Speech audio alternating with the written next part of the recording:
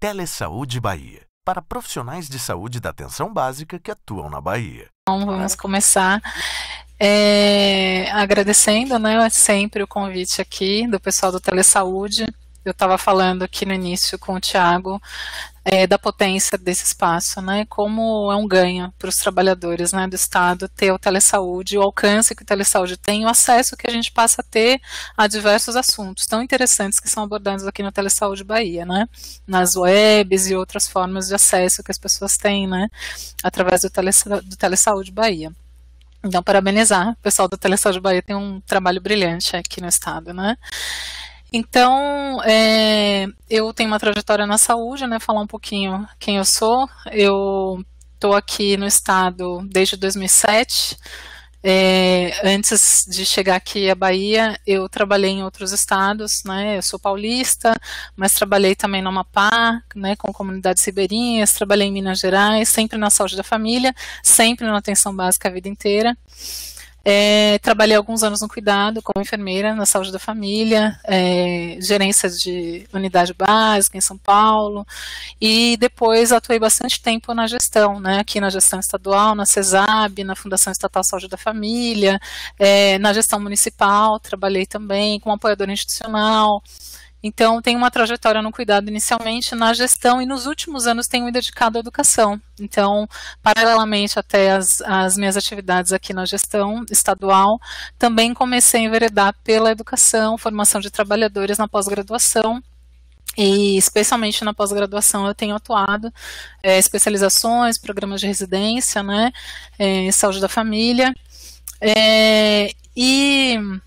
Então, estou aqui para falar um pouquinho desse tema hoje, né, que esse assunto é um assunto bem amplo, né, quero já iniciar falando que não tenho intenção de esgotar, na verdade, a minha apresentação, inclusive, ela vai ser disparadora de outras conversas em outros momentos, né, até sinalizei já aqui com o pessoal da coordenação mais cedo do Telesaúde que alguns assuntos que eu vou tocar e que não vai dar para fazer um aprofundamento hoje, mereciam uma nova web para a gente aprofundar alguns assuntos que derivam dessa minha fala de hoje, né.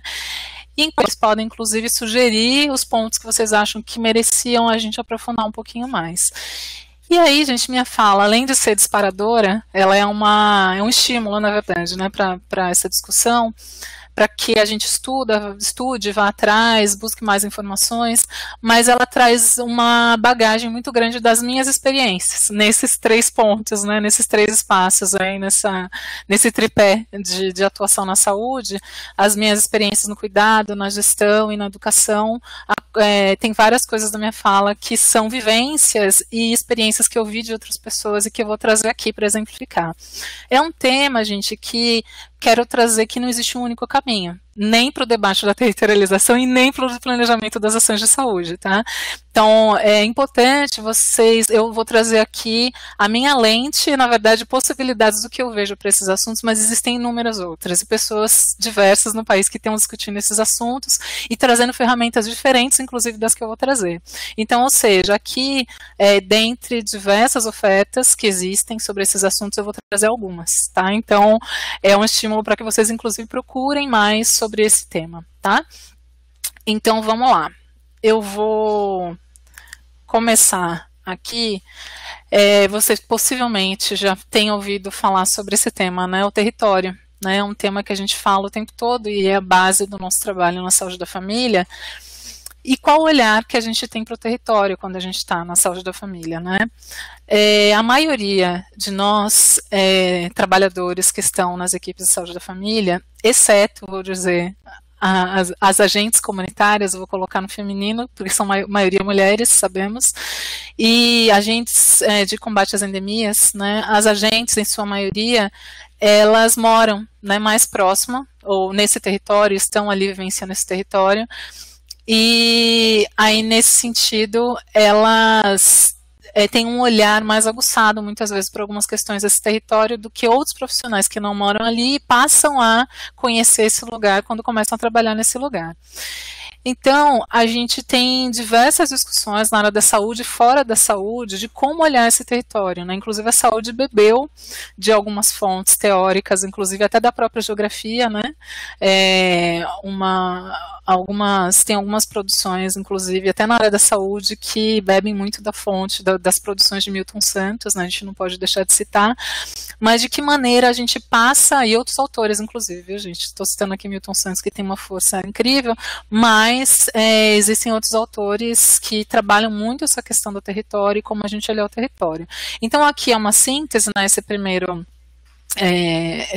slide aqui, de que maneira a gente pode olhar, né? Tem tantas coisas para a gente ver no território. Num olhar objetivo, a gente, quando fala de territorialização, a gente na saúde logo pensa no mapa, né? A gente tem, obviamente, um mapa geográfico, ele é fundamental, ele é muito importante, ele tem um papel grande no nosso trabalho, quando a gente discute território, territorialização, mas não só ele, né? O debate de território ele é muito maior do que o mapa geográfico, né? Então, dentro desse mapa a gente pode identificar barreiras, fronteiras geográficas, tipo, disposição das moradias, né? Equipamentos sociais, né? Estruturas que estão ali disponíveis nesse território, serviços que estão disponíveis ali, não só da saúde, mas de maneira geral. Então, esse olhar objetivo, quando a gente chega num território, a gente rapidamente consegue observar essas questões que são visíveis, né, ao nosso olhar, e rapidamente a gente consegue capturar em imagens essas questões num primeiro olhar objetivo. Mas o território é muito mais do que isso, né? E aí é um grande desafio para a gente, né? Porque a gente tem a necessidade do olhar subjetivo sobre esse território também. Se a gente tiver um olhar mais duro, somente objetivo, né, para a estrutura, a gente perde a riqueza de fato do que significa esse território. E esse olhar subjetivo, através dele a gente pode perceber percursos e fronteiras simbólicas, né? E aí olhar para as pessoas e como essas pessoas estão vivendo este lugar, esse território, né?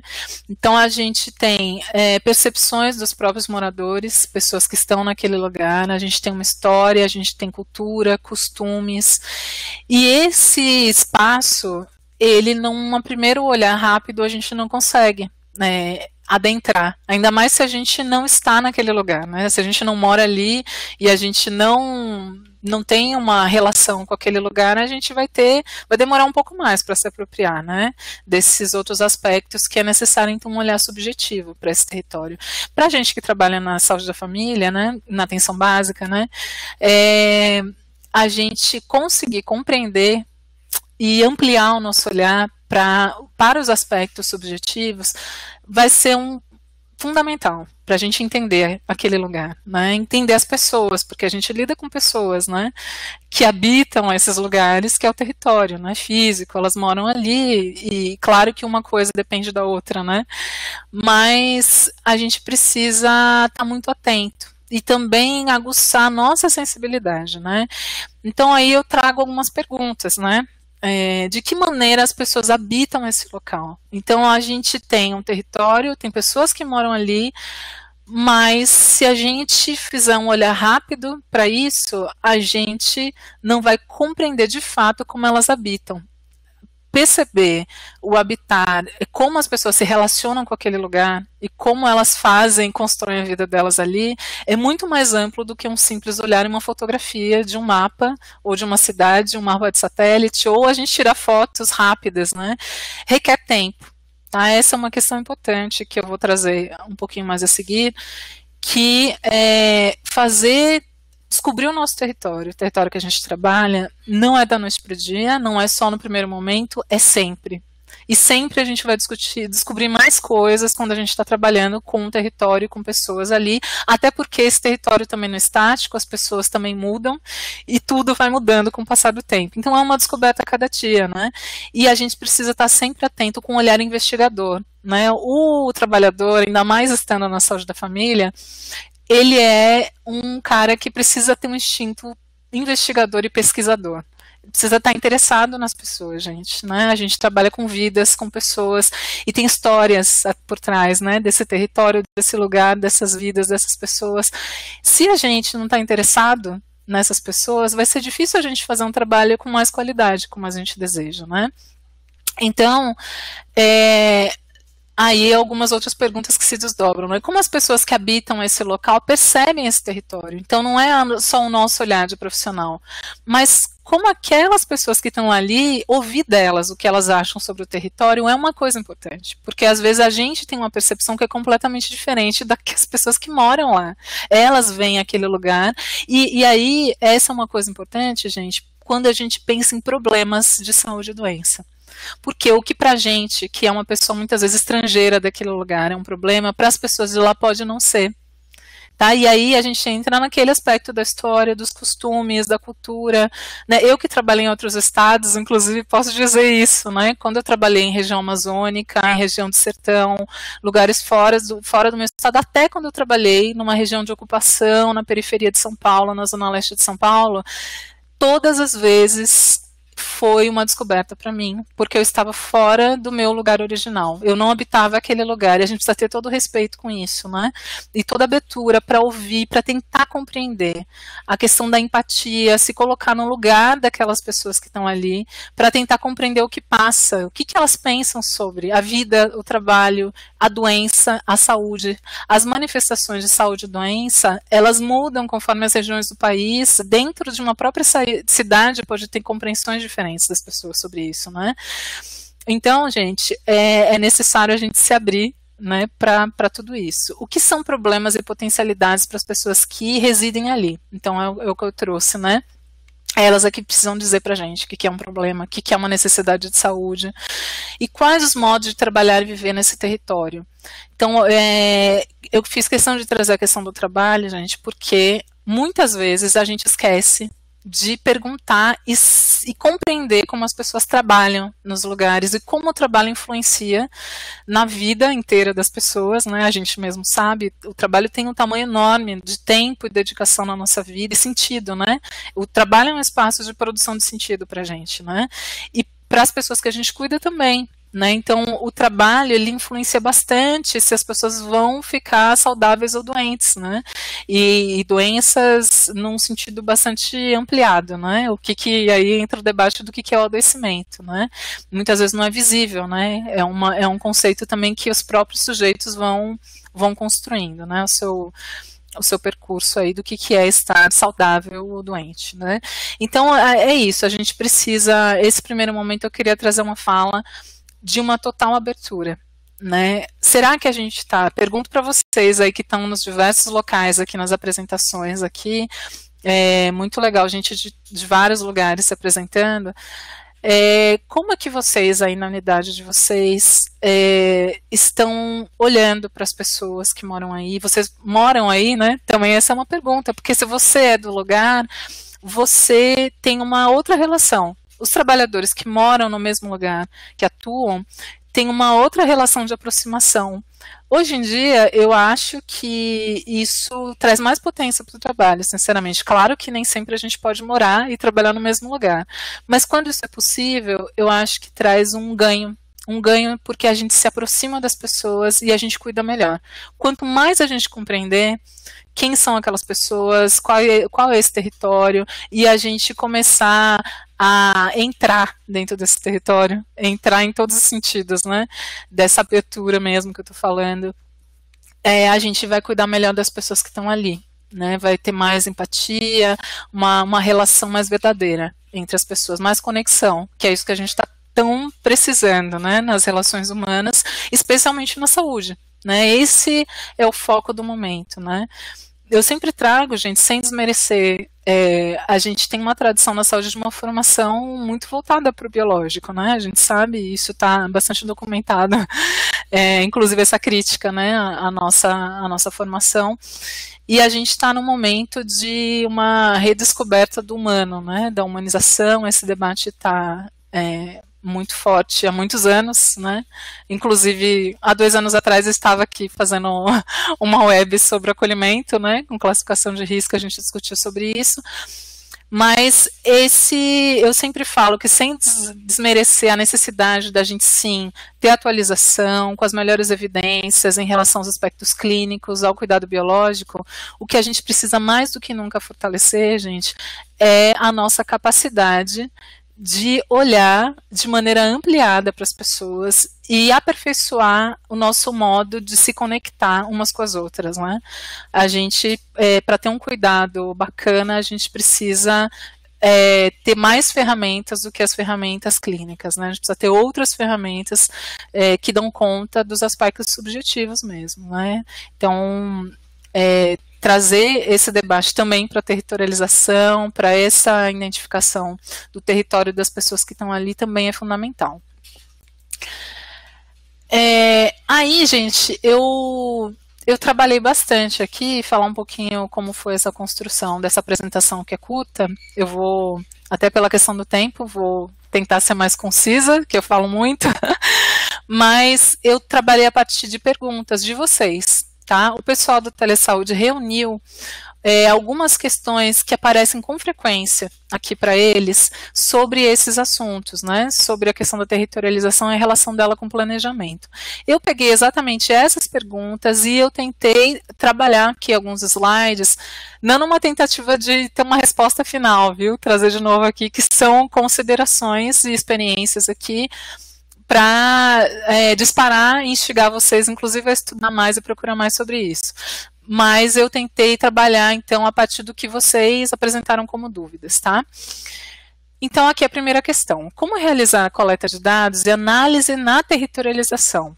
Esta é uma dúvida, realmente, que eu acho que é o pulo do gato, sempre quando eu discuto a territorialização. E quais os instrumentos utilizados? Sempre... chegou uma época, até pela obrigatoriedade, pelo estímulo, né, que tem para que as equipes façam territorialização, conheçam o território, chegou uma época que eu percebi, rodando algumas unidades aqui do estado, que muitas equipes começaram a fazer a territorialização porque tinha que fazer, e eu perguntava, mas por que você está fazendo territorialização, né? E aí as pessoas perdiam o sentido, eu estou fazendo territorialização porque tem que fazer, porque toda equipe faz, né? E não é isso, né?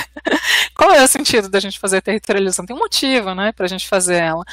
Porque ela tem que ter um uso prático, gente, todos os dias, não é para ficar guardada. Eu fiquei muito triste. Há 2 anos atrás, eu estava no município aqui do interior, eu estava lá em Santo Antônio de Jesus, não sei se tem alguém aí assistindo de Santo Antônio, eu estava dando aula, lá no FRB como professora temporária, há 2 anos atrás, e eu tive acompanhando estudantes da graduação em 2 unidades, e uma coisa que me marcou, eu cheguei numa unidade, logo a gente quer saber, os estudantes estão doidos para ver o mapa, saber como eles fazem territorialização, e a equipe me mostrava, o mapa está ali em cima do armário, né, na sala de reuniões, o mapa da unidade está guardado, a gente fez territorialização há anos atrás, mas isso agora se perdeu, né, então eram falas recorrentes, e aí isso para mim remete sempre a essa questão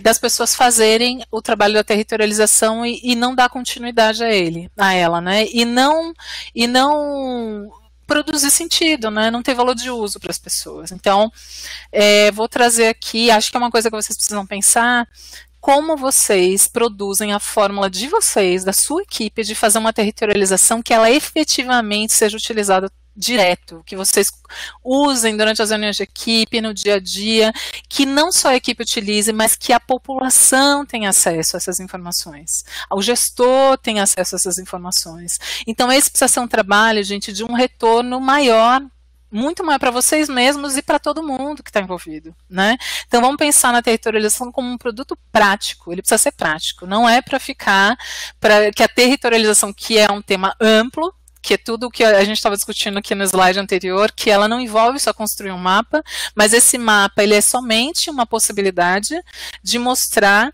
alguns elementos do que vocês produziram na territorialização, que ela foi muito maior, e que ela inclusive fica não só num registro para vocês através de instrumentos, mas ela fica na memória todos os dias, e eu vou complementando essa territorialização todos os dias, quando eu vou para o território visitar, quando eu recebo as pessoas dentro da unidade, elas me contam mais sobre a história daquele lugar, todo esse momento eu tô aqui, ó, construindo na minha cabeça o tempo todo, cada vez mais eu vou aqui somando informações que vão qualificando o meu trabalho. Esse é o sentido da territorialização, para além do papel e do registro, tá, gente?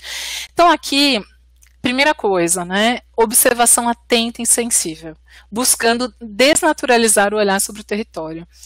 Quando a gente chega num lugar, a gente que está numa vida louca, corrida, né, o dia a dia, a gente às vezes passa, e eu já vi algumas equipes chegando para fazer, vamos fazer territorialização, e chega para visitar o território, legal, massa, precisa ter esse tempo de reserva, a equipe sai toda junta. Territorialização não é um trabalho, já estou resgatando uma das questões que estão lá para frente, não é um trabalho só das agentes e dos agentes comunitários de saúde e combate de endemias. É um trabalho da equipe inteira, todo mundo precisa ir para o território, observar, escutar as pessoas, entrevistar. Essa faz parte do trabalho na saúde da família, gente. Não é uma coisa que, quando der eu faço, né? Essa é uma base, gente, que consolida o nosso trabalho, produz sentido para a gente, para o nosso trabalho, nos aproxima das pessoas. A gente fica passivo dentro das unidades, e eu compreendo aí, gente, sem querer ser, não estou passando por cima da realidade, que eu sei que muita gente tem uma sobrecarga populacional, uma pressão assistencial, muita gente na porta da unidade querendo consulta, consulta, consulta. Porém, se a gente não reserva um tempo, apesar dessa pressão assistencial, para ir para o território, olhar e conhecer esse território e aproximar efetivamente, a gente não vai conseguir dar conta de maneira mais efetiva dentro da unidade dessa demanda. Quanto mais eu conheço o território, tenho informações e utilizo ao meu favor, melhor será o meu trabalho e a organização, inclusive, dessa população para reduzir essa pressão assistencial. Então, gente, esse trabalho de observação atenta e sensível é uma coisa que a gente precisa reservar um tempo na agenda, não só quando a gente começa a trabalhar num lugar, mas depois de anos que a gente está naquele lugar, né? E é um convite que eu faço para vocês, equipes que estão há anos no mesmo lugar. Vocês já saíram, reservaram um tempo na agenda para sair, retomar do zero, como se fosse do zero, né? Com um olhar para desnaturalizar aquilo que parece tão comum. Tem um autor que eu li, né, há pouco tempo, que ele trazia essa questão do familiar e do exótico, né? Às vezes no dia a dia a gente está dentro de um espaço tão familiar que há anos você trabalha ali, só que você está perdendo o que é exótico daquilo se você não ficar atenta. Sabe aquele dia que você senta na praça da comunidade e você para e olha, mas não olha só com esse olhar superficial, de olhar os grupos que estão passando. Eu sei que aqui tem grupo que trabalha com isso, tem o pescador e tem as mulheres que trabalham com artesanato, e você simplesmente classifica as pessoas com o primeiro olhar. Não, quem são aquelas pessoas de verdade? O que elas estão fazendo? O que elas discutem? Né? Como elas vivem? E aí a gente ter esse cuidado mais de pesquisador sobre essas pessoas, isso vai nos ajudar a compreender o que tem chegado para a gente dentro do serviço, dentro das visitas domiciliares, e qualificar o trabalho em equipe, porque o trabalho em equipe, ele também se qualifica a partir dos vários olhares dos profissionais da equipe sobre aquelas pessoas e aquele território, porque cada um tem um olhar diferente sobre aquelas pessoas, né?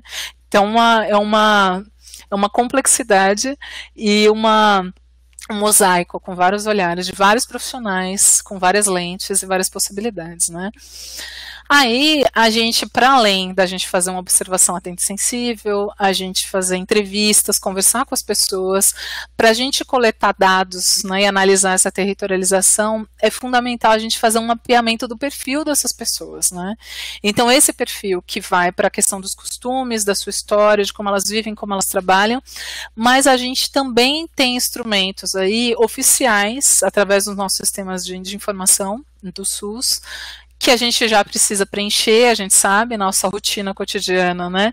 A gente preenche instrumentos na atenção básica, e muitas vezes esses instrumentos também perdem o sentido para a gente. Eu sei que muita gente fala recorrentemente, poxa, eu fico preenchendo um monte de papel todo dia, perco um tempo danado, e isso parece um trabalho morto, porque nada volta para mim, porque eu não vejo sentido de preencher esses papéis.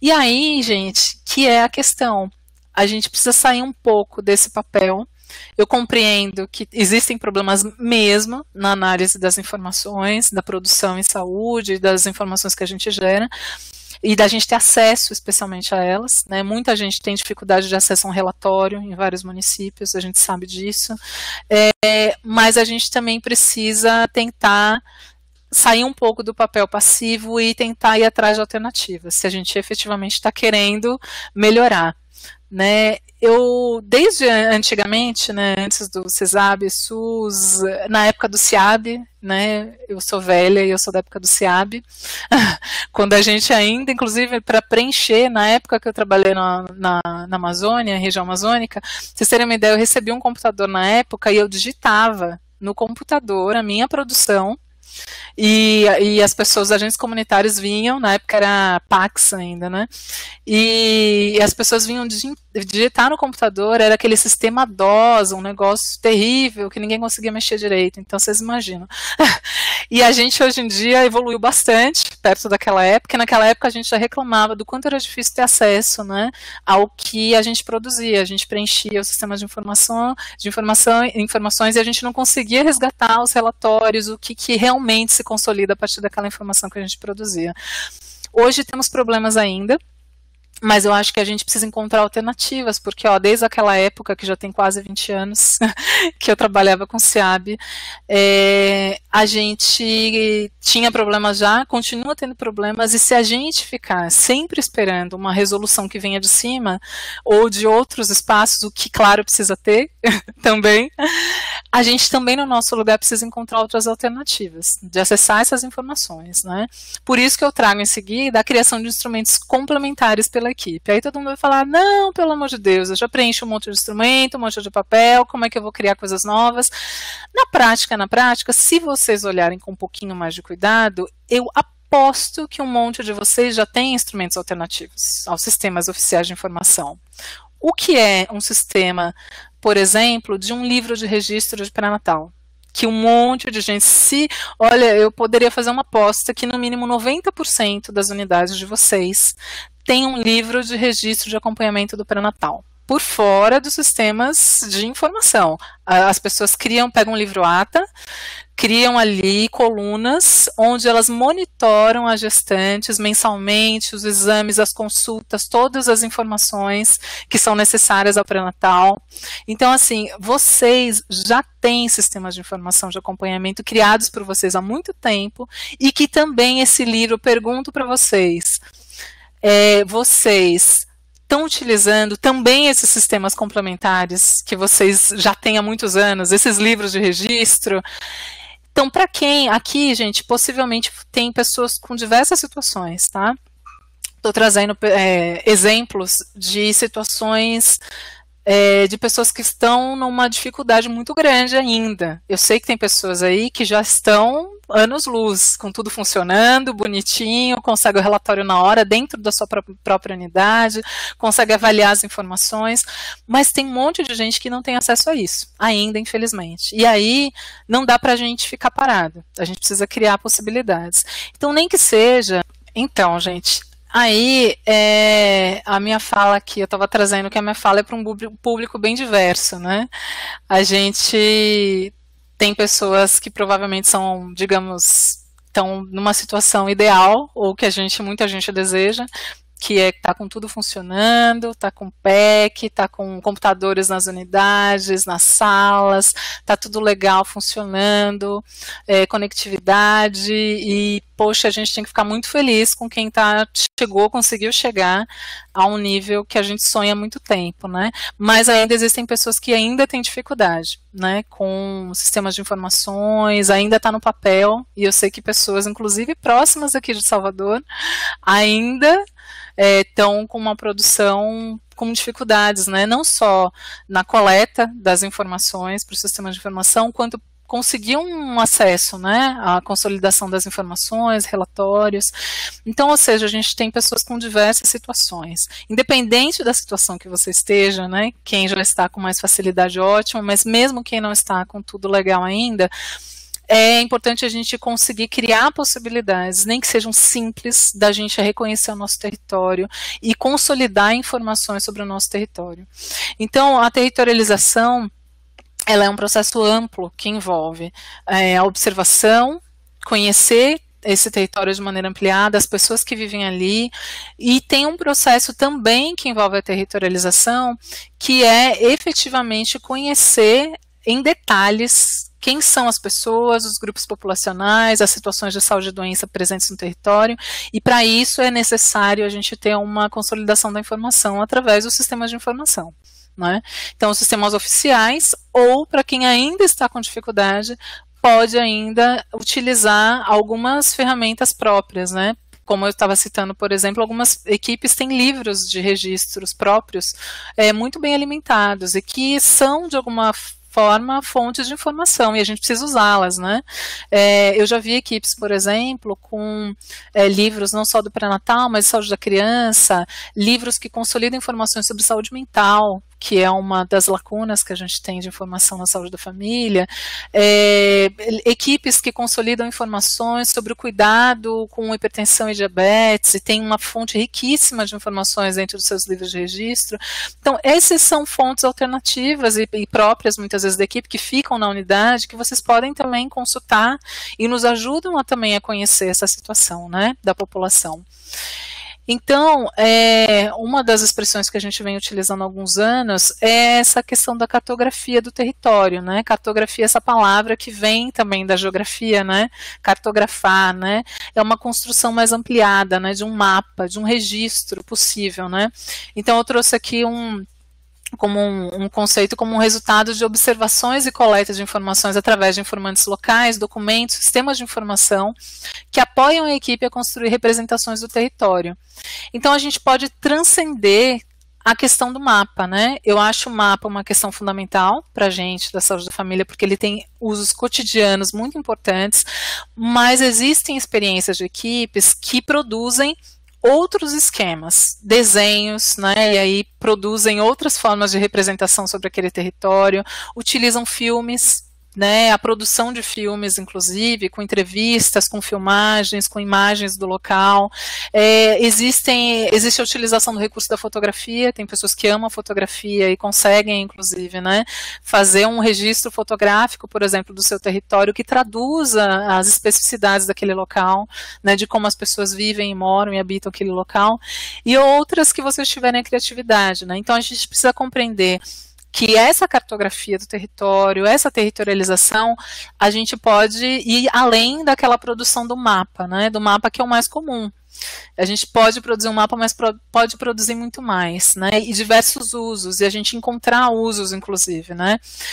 Tem experiências, por exemplo, de equipes que trabalham com essa questão de conhecer a história da comunidade, por exemplo, através da própria população falar sobre essa história, para conseguir lidar com algumas situações que estão no território, né? Sobre alguns problemas, por exemplo, violência, alguma história, inclusive, que vem de muitos anos, né? De algum tipo determinado de violência, a relação com o ambiente, né? Que aquela população pode ter, de relação de trabalho com o meio ambiente, e aí pode-se produzir materiais com a própria população, onde se trabalha educação e saúde, onde se trabalhe um outro tipo de conscientização das pessoas sobre as maneiras de prevenção de doenças, por exemplo. Então, ou seja, a gente precisa pensar em produtos, gente, que sejam úteis para vocês, que vocês consigam, inclusive, dar uma devolutiva para a população, e não só uma devolutiva, mas trabalhar com a população, com aquelas imagens, né, a criação de oficinas, inclusive, onde a população ajude a vocês também a decifrar esse território.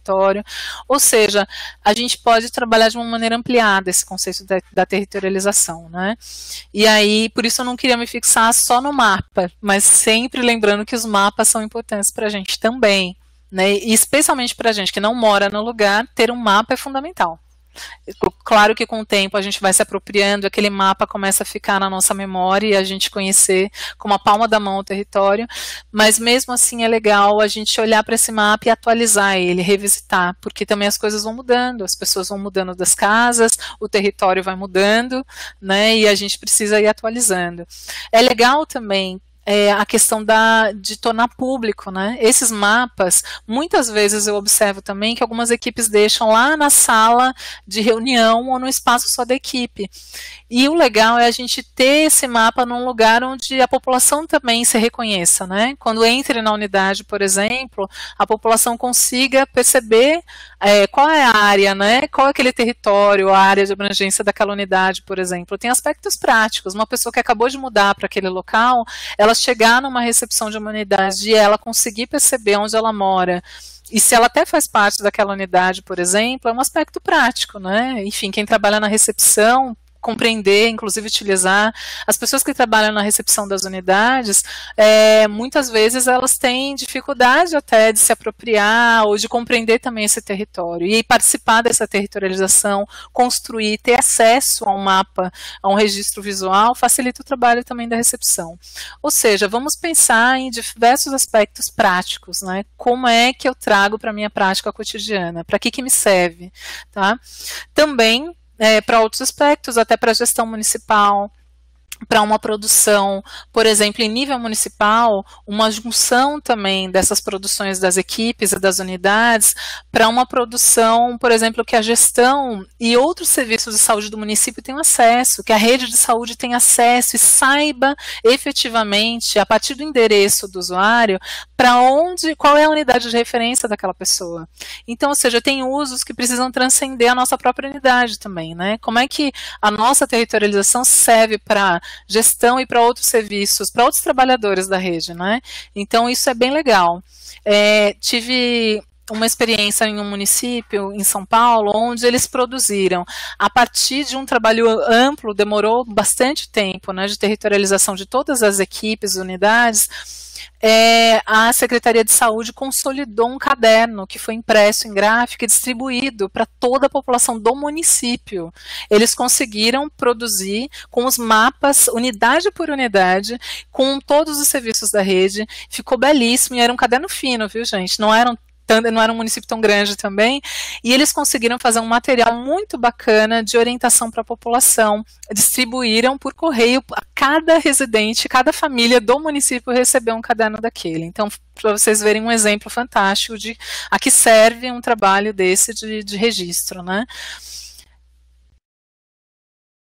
Então aqui, gente, eu trouxe algumas fotos e com alguns comentários, já que a gente está falando agora do mapa, né, que faz parte do processo de territorialização e construção do mapa, e aqui trago de que maneira a gente faz um registro, ou um mapa, ou mapas, que a gente consiga usar permanentemente. Essa é a minha pergunta para vocês. Ou seja, quando a gente está fazendo mapa, gente, seja dos mais simples ou dos mais elaborados, de que maneira eu faço ele para que ele seja compreensível para todo mundo, para que eu vá usar ele. Vocês precisam pensar assim, eu vou querer usar esse mapa que eu estou fazendo, que a minha equipe está fazendo? A gente precisa se perguntar isso, né, para ver o valor de uso disso. Outras pessoas vão querer usar, se alguém vê esse mapa, vai estar compreensível para alguém da população que olhar aqui, vai entender esse mapa, né, o que a gente está querendo dizer. E uma coisa fundamental, tem até não sei se vocês já viram, né, os episódios daquela série Unidade Básica. Ela tem tem mais de um episódio que mostra a equipe de saúde durante as reuniões discutindo casos e olhando o mapa na sala de reuniões, né? Identificando onde estão as pessoas, utilizando o mapa, inclusive para decifrar alguns problemas, né? Algumas surtos ou situações de saúde e doença que aparecem, né? A relação, inclusive, no território entre as pessoas e famílias que estão com algum problema de saúde. Então é isso, a gente precisa ter algo que esteja ali, visual, palpável, que a gente use se não for todos os dias, assim, que tenha um uso pelo menos toda semana por alguém da equipe, né, alguém da população, a recepcionista. Então aqui, gente, esse é um exemplo. Eu coloquei aqui o site, né, se alguém quiser depois consultar. No município do Ceará, a utilização de um mapa adaptado, ou seja, aqui dá para ver que eles fizeram, né, eles muitas vezes muitas equipes pegam uma base de um mapa já existente, muitas vezes as secretarias de saúde ou as prefeituras têm esse mapa disponível no município para impressão, ou as pessoas adaptam também, né? A gente tem outras fontes públicas na internet que a gente consegue mapa, né, da cidade e do bairro, e as pessoas, a partir dessa base, elas então fazem adaptações, pintam aqui a partir das microáreas, né, e da delimitação do seu território, e as pessoas acabam colocando pontos de referência, questões que são importantes para esse território, né? Colocam as representações aqui no mapa do que é importante para a equipe, né? E para aquela população. E algumas vezes usam adesivos também, né? Aqui a gente vê algumas bolinhas vermelhas, pretas aqui, com representações que a equipe pode dar para várias situações que ela queira colocar nesse mapa. Algumas equipes colocam adesivos para situações de saúde ou de grupos prioritários, por exemplo, onde eu tenho pessoas, por exemplo, com hipertensão e diabetes, coloco o adesivinho ali no mapa das pessoas que estão com essa situação. Aonde eu tenho pessoas que têm um acompanhamento frequente na saúde mental, que tem alguma situação, né, de sofrimento mental, de acompanhamento, coloco ali no mapa essa situação e que precisa ser, então, uma possibilidade móvel, viu, gente? Porque, lembrando que a gente tem uma base que é o mapa, que também, com o tempo, ele precisa ser atualizado, porque a gente sabe que tem mudanças estruturais, né? Tem bairros que vão mudando, a rua muda, o bairro cresce, ruas novas aparecem, isso precisa ser atualizado periodicamente, mas, para além dessa base, então, física, a gente precisa ter possibilidades móveis, que as equipes têm a criatividade, inclusive, de colocar diversas ferramentas aí diferentes para poder mostrar, né, a situação que ela quer trabalhar naquele momento.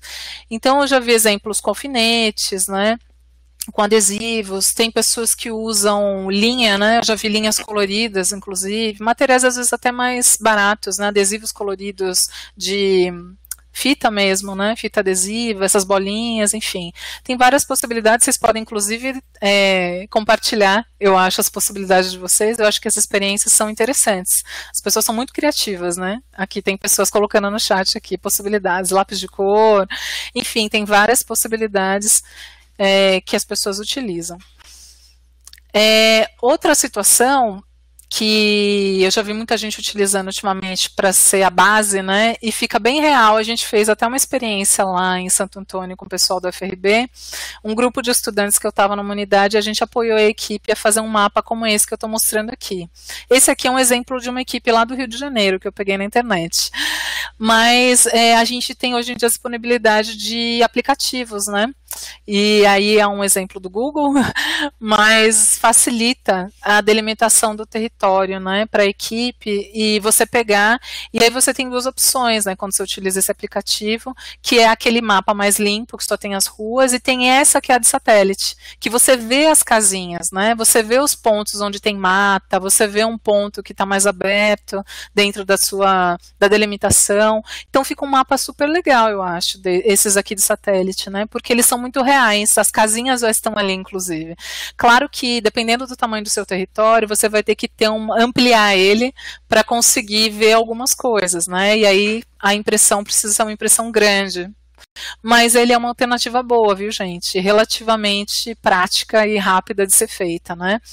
Então, uma opção é fazer uma impressão em banner, né? A gente conseguir delimitar o mapa, pegar através do aplicativo, pintar as cores, né? Para distribuir as microáreas e a gente mandar para impressão.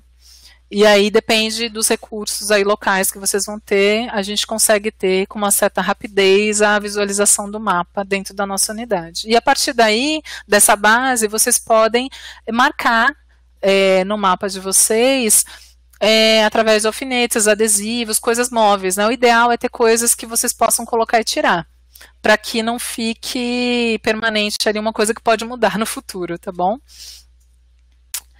Então, aqui é outra opção, vamos para uma outra. Olha essa daqui. Essa opção aqui eu achei interessante. É um exemplo de um município lá no Paraná, Anaí, o município, né? E aqui tem o relato aqui de uma agente comunitária, que eu achei bem legal, uma entrevista, viu, gente, numa num site que mostrava, a partir do levantamento em loco, os agentes comunitários traçam um perfil de cada residência.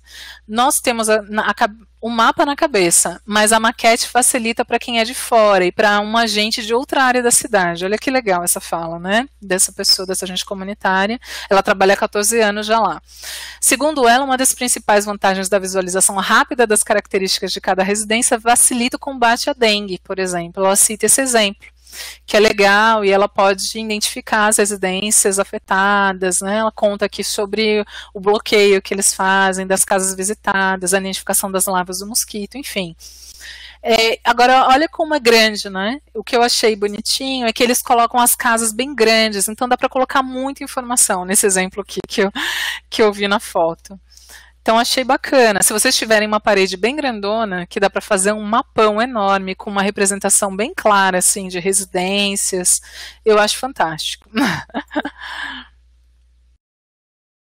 Aqui, gente, é uma outra possibilidade que não é trabalhada só na saúde, mas tem várias pessoas da saúde que estão trabalhando, que é um exemplo de mapa afetivo.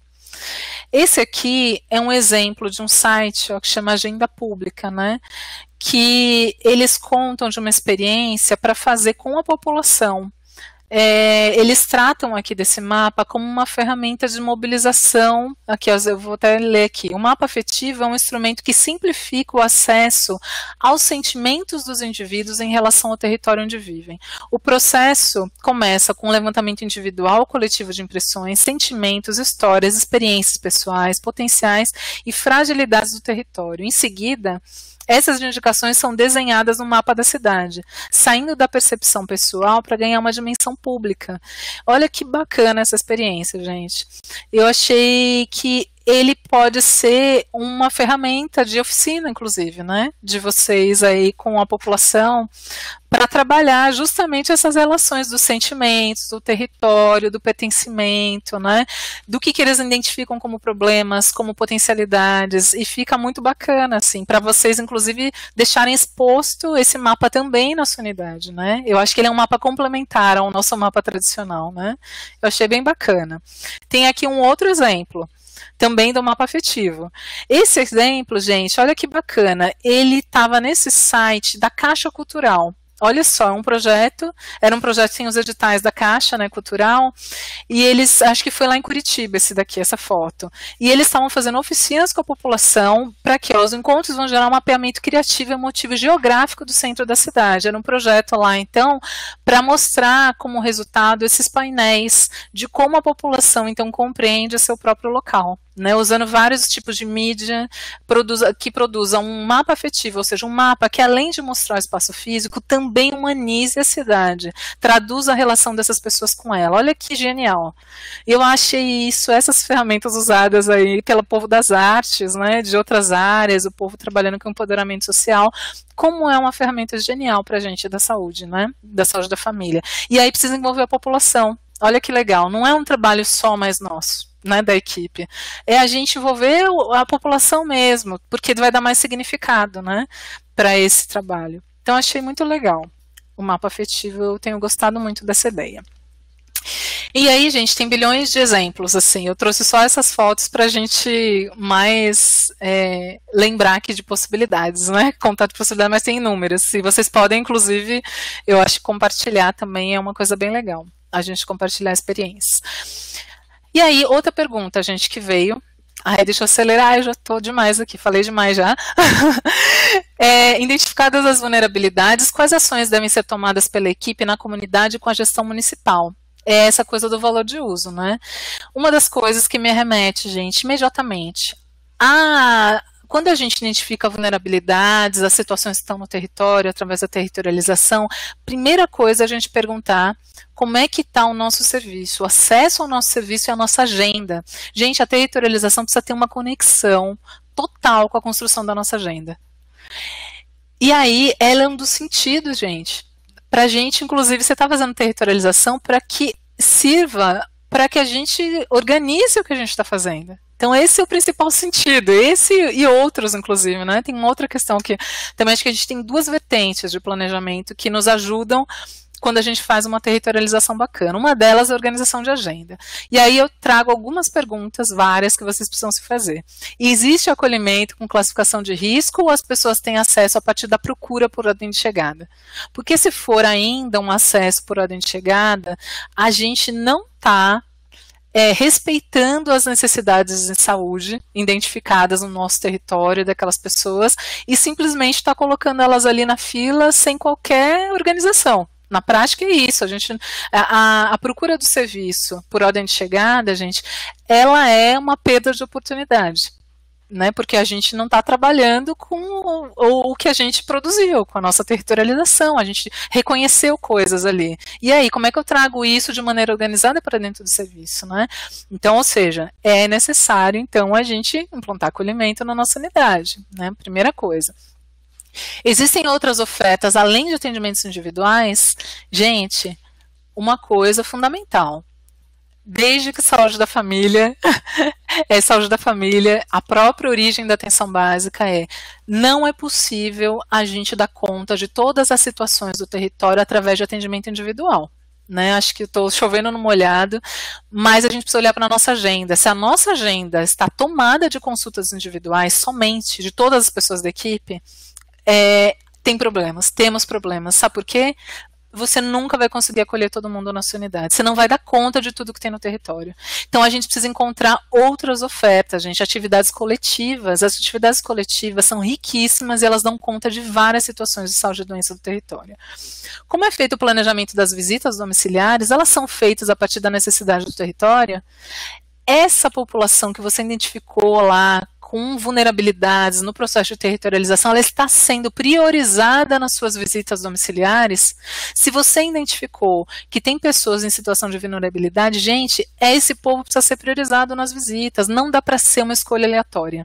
Né? Se você fez todo um trabalhão, que é uma territorialização de fôlego, e não está usando isso para priorizar sua visita, perdendo tempo de novo, perdendo oportunidades. Planejamento de atividades coletivas, né? Já disse também. Visita e atividade coletiva tem que ser a partir do que você vê na territorialização, gente. E isso é trabalhar de maneira, fazendo planejamento, né? Então a gente está entrando aqui no tema, fazer uma atividade planejada e não por demanda espontânea o tempo todo, né? Existe algum tipo de organização da equipe para realizar busca ativa ou priorização no acompanhamento de grupos ou pessoas com maior vulnerabilidade? É isso, gente. Quando a gente reserva na nossa agenda horário para visita domiciliar, não é só para quando a agente comunitária traz uma demanda para a gente. Tá? E aí eu estou falando com os profissionais de nível superior, especialmente, né? A gente precisa ter uma busca ativa, tem que ter um movimento ativo nisso, né? Vamos resgatar. E aí é um movimento mútuo, as agências comunitárias precisam também ser protagonistas nisso, porque elas têm uma apropriação enorme do território e trazer na reunião de equipe, pessoal, meu território tem essas pessoas, esse grupo vulnerável, a gente precisa priorizar este grupo para fazer visita, não é só quando as pessoas adoecem, é antecipar a doença. A visita domiciliar é um espaço de promoção e prevenção também, e a gente não pode perder isso de vista, né? Existe alguma rotina de monitoramento das situações identificadas pela equipe que precisam de maior acompanhamento? Como está organizada a reunião da equipe? Aí a pergunta que não quer calar, a reunião de equipe está sendo usada para quê? Gente, reunião de equipe muitas vezes está sendo usada como espaço burocrático de informes e de passar informes que vêm de fora. Mas a reunião de equipe é um espaço rico de planejamento de vocês, de relembrar a territorialização, de trazer os grupos vulneráveis às situações de saúde e de doença do território e fazer o planejamento das ações, é pensar como vai ser ocupada a nossa agenda de consultas, como é que a gente vai utilizar o nosso horário de visita, como é que vai ser os grupos, atividades coletivas, ou seja, é organizar a equipe. Né? Então, a reunião de equipe precisa ser usada para isso e para monitorar, ou seja, não basta eu visitar uma família que tem um alto nível de vulnerabilidade, não tem possibilidade de se deslocar até a unidade e nunca mais visitar ela. Aquela equipe, aquela família precisa estar com uma frequência de acompanhamento, então eu preciso monitorar a situação dela, senão não é efetivo o nosso cuidado também. E para isso a gente precisa se organizar e construir ferramentas de monitoramento no nosso dia a dia. Então pronto, uma das coisas aqui que eu trouxe muita coisa sobre essa questão da agenda, mas eu já disse hoje mais cedo aqui para o pessoal do Telesaúde que dava uma outra web só sobre isso, viu, gente? Como organizar a nossa agenda a partir da territorialização. Eu vou passar um pouco mais rápido isso aqui, porque tem um monte de cálculos e números. Gente, quando a gente tem, trouxe um exemplo aqui, vou falar rapidinho, de uma população hipotética, vamos dizer que a gente identificou que nós temos 3.400 pessoas no território. Né? Dessas 3.400 pessoas, eu identifiquei no sistema de informação que eu tenho nessa situação hipotética menores de 1 ano, 62 pessoas, gestantes em média 33 por ano, pessoas com hipertensão 341, aqui foi uma média de 15%, diabetes uma média de 10%. Olha só uma situação hipotética, e eu trouxe aqui quatro grandes grupos prioritários para a gente colocar e que a gente precisa priorizar na nossa agenda. Não podem ficar soltos, né? E aí todo mundo já faz isso. Nesse total, aproximadamente 663 pessoas precisam de cuidados diferenciados, se a gente for aqui só pela linha programática, tá, gente? Estou fazendo um viés aqui de construção da agenda pelo tradicional, só pelo tradicional, aqueles grupos que a gente normalmente prioriza dentro do serviço de saúde. Isso sem falar em outros processos de priorização, tá? Que envolve a vulnerabilidade, que ela é muito maior, né, do que esses grupos aqui. Esses ciclos de vida.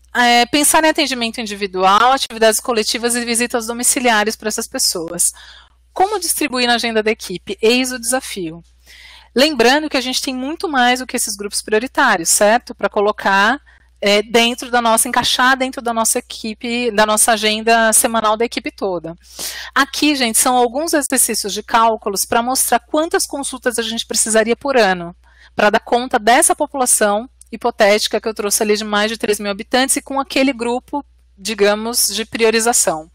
Aqui um quadro de cálculos para a saúde da criança, pensando nos parâmetros do Ministério da Saúde, então de consultas que são estabelecidas, e a gente chegaria a uma média de 408 consultas por ano, para esse grupo de menores de 1 ano somente. Pré-natal, com um mínimo de 6 consultas, a gente chegaria a 198 consultas de pré-natal, no mínimo. No mínimo, né? Porque claro que a gente muitas vezes faz mais de 6 consultas, né? E a necessidade na maioria das vezes.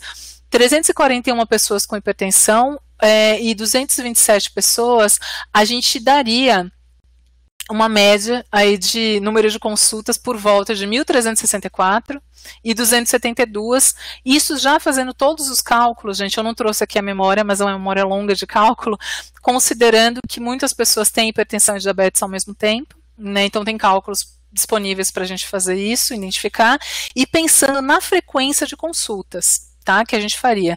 Precisa garantir a classificação de risco e, claro, quanto maior o risco, mais consultas e mais atividades coletivas é necessário para esse grupo, variando de 1 consulta anual a 4. Isso para médico, dentista e enfermeiro. Vamos pensar só, nesse momento, na agenda básica de uma equipe mínima, sem falar no NASF, né, que aí é uma outra, estou trazendo aqui um cálculo básico do básico. Se a gente for falar de construção de agenda a partir de cálculos, a gente tem um processo bem mais complexo envolvendo ainda a equipe do NASF, como é que é esse processo de intercalar as consultas com toda a equipe interdisciplinar. Então, ou seja, existe hoje tecnologia e cálculos possíveis para fazer isso, mas como não é o objetivo específico de hoje, eu estou trazendo bem rapidamente, tá? Então, aqui a gente tem 1.102 mulheres em idade fértil, tem os cálculos que a gente chegaria a 1.384 mulheres em média nesse território, e com uma média de 461 atendimentos por ano. Então, vocês imaginam, somando todas essas consultas, a gente precisa encaixar essas consultas nas nossas agendas, né, dentro da unidade, fora todas as nossas outras demandas, tá? Então, foi um pequeno grupo que eu trouxe aqui para exemplificar, que só consulta individual não dá conta, gente.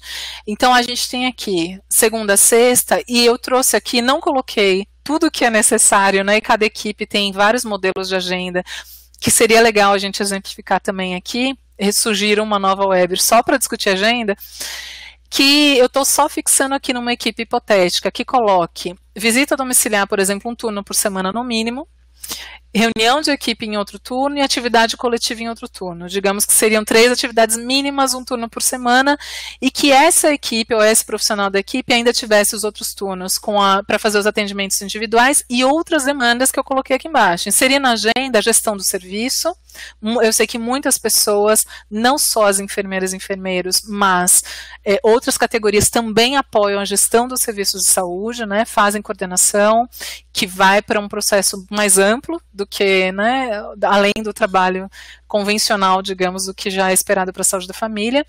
Tem atividades de planejamento, que é esperado para toda a equipe, o monitoramento, avaliação e educação permanente. A equipe precisa estudar e dialogar sobre os casos, discutir casos, precisa estudar protocolos novos do Ministério, precisa ter tempo para fazer e se atualizar também de maneira autônoma dentro do serviço, e a partir do diálogo local com a gestão municipal. Ou seja, a gente sabe também que cada município tem uma negociação com as equipes em relação às suas agendas, né, e que precisa ter diálogo, então, para a gente fechar uma agenda semanal. A gente tem diversos modelos de agenda operando, né, em várias equipes de saúde da família, que, enfim, eu acho que é um capítulo à parte que vale a pena a gente discutir. Como é que as pessoas estão montando a sua agenda? É a partir, de fato, de uma análise do perfil epidemiológico, das situações do território, ou é a partir do clássico, onde as pessoas fecham um programa por dia e ponto final, independente de quem existe no território, né? Então é isso, vamos pensar de como a gente constrói a agenda. Cuidado para não restringir o acesso da população ao fixar turnos para atendimentos por grupo prioritário. Sempre falo da situação de uma equipe, uma vez que eu trabalhava em São Paulo, que ela fixava eternamente um dia para o pré-natal. Só que eu trabalhava numa região de São Paulo que tinha poucas gestantes, era uma população mais idosa, né? E chegou um momento que essa equipe, que atuava na mesma unidade que eu, ela estava com 2 gestantes no território. E aí a gente perguntava, tá, mas por que tem o dia e o turno da gestante se você só tem 2 gestantes, né? Ou seja, as pessoas ficavam ociosas e tinha uma demanda reprimida enorme para outras situações de saúde. Então essa é uma responsabilidade, é uma irresponsabilidade a gente continuar fazendo dessa maneira, tá, gente? Ou seja, a gente precisa ocupar a nossa agenda com a demanda real que existe no território e não numa possibilidade de existir pessoas com determinadas situações, tá? Outra questão é rever a agenda periodicamente, gente. Não dá para ser estática. Vamos rever a territorialização e analisar as informações novamente, sempre para refazer a nossa agenda. Eu trabalhava com uma rotina, quando eu trabalhava em São Paulo, que era uma equipe que eu conseguia ter tempo de fazer planejamento anual, semestral, reavaliar, que era tudo, a gente tinha um tempo para organizar a vida legal, a gente revia a nossa agenda no mínimo semestralmente. Territorialização, agenda. Claro que depois que você faz uma primeira vez com fôlego, você passa por novas revisões e é um processo, digamos, um pouco mais rápido, mas é necessário refazer, né? E a minha última questão sobre agenda, gente, a agenda é pública, não é nossa. Então não dá para deixar a agenda dentro do consultório, presa, sem que as pessoas tenham acesso, ou seja, a agenda, toda a equipe precisa ter acesso à agenda de todo mundo. Precisa ter a agenda de cada profissional lá, disponível na parede, a agenda aquela semanal, mas a agenda física, onde são agendadas as pessoas, ela também é um espaço público, precisa estar na recepção e disponível para qualquer pessoa que queira consultar, inclusive a população. Vamos lembrar disso, né? Que somos trabalhadores do SUS e a gente faz um trabalho para a população, não é para a gente mesmo. Então a gente não é dono da nossa própria agenda, né? Servimos a população. Como realizar o planejamento estratégico situacional? Então essa é uma outra vertente, gente. Então assim, da territorialização, a gente tem uma possibilidade de construir com mais qualidade a nossa agenda. E para mim, a gente já entra numa ênfase, numa dimensão do planejamento, que é a dimensão do planejamento cotidiano do nosso trabalho, da nossa agenda semanal, o que fazemos e por que estamos fazendo, né? Então, a territorialização tem uma relação total com a construção da agenda. Agora, a gente tem uma outra dimensão, né, que é um planejamento, que aqui uma pessoa pergunta, como realizar o planejamento estratégico situacional? Que aí a gente tem uma responsabilidade maior do que a construção da agenda, ou seja, o que na verdade precisa ter tempo para fazer além da construção da agenda, é a gente ainda reservar um tempo para fazer um planejamento de ações da equipe, que a gente tenha projetos dentro da nossa equipe, que deem conta daqueles desafios do nosso território.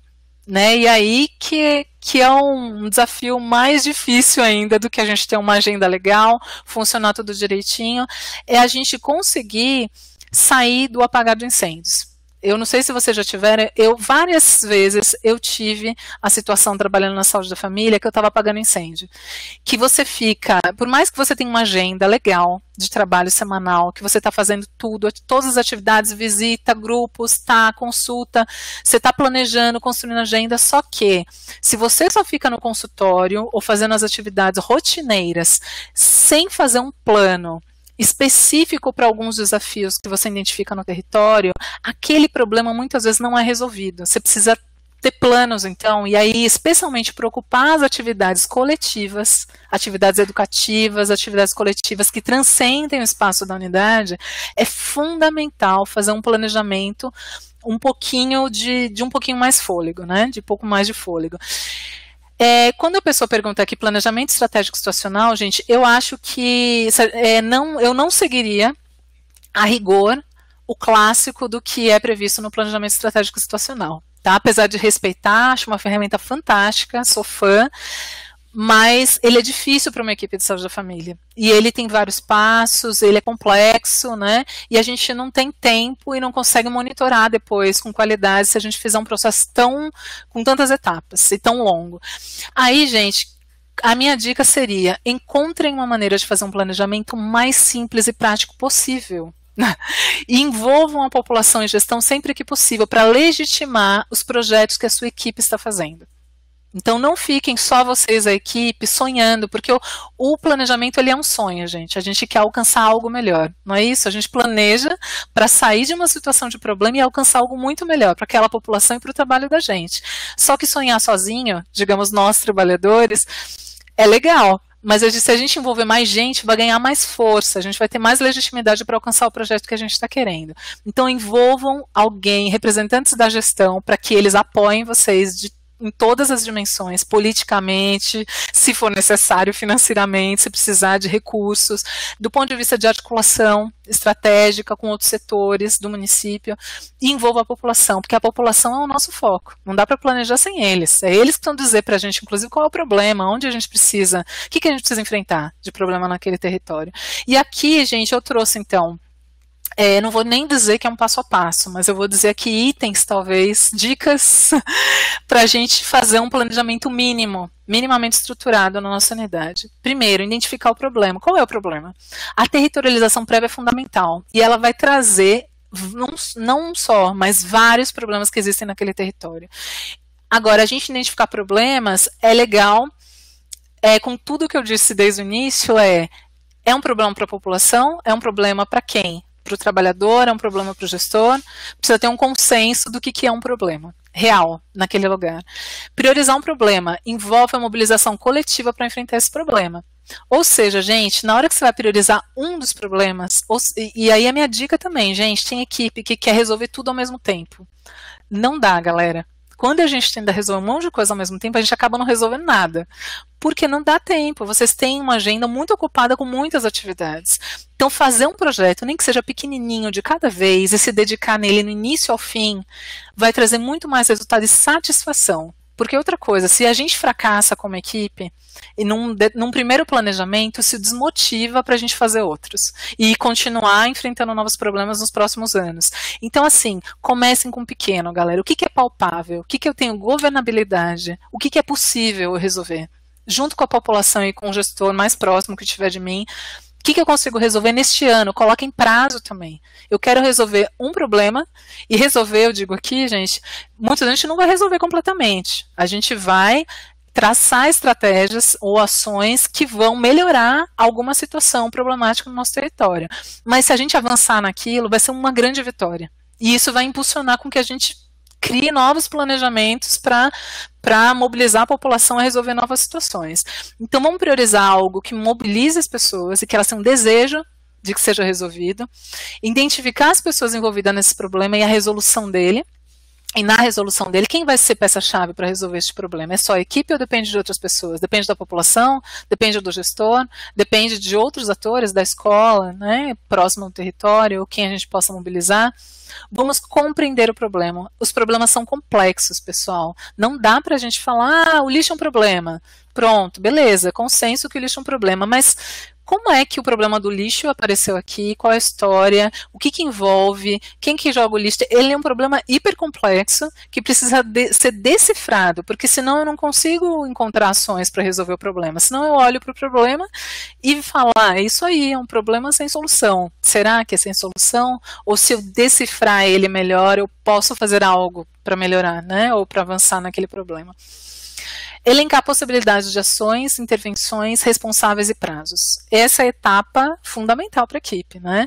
Se não tiver responsável e prazo e destrinchar, a gente chegar num nível, gente, de uma ação palpável, que cada pessoa da equipe, uma pessoa da população, um gestor, ele tem a clareza de que ele vai fazer aquilo, tem um prazo e é possível ele fazer. Se não for possível, não adianta nem a gente colocar como uma ação ali no nosso planejamento, porque não vai sair do papel.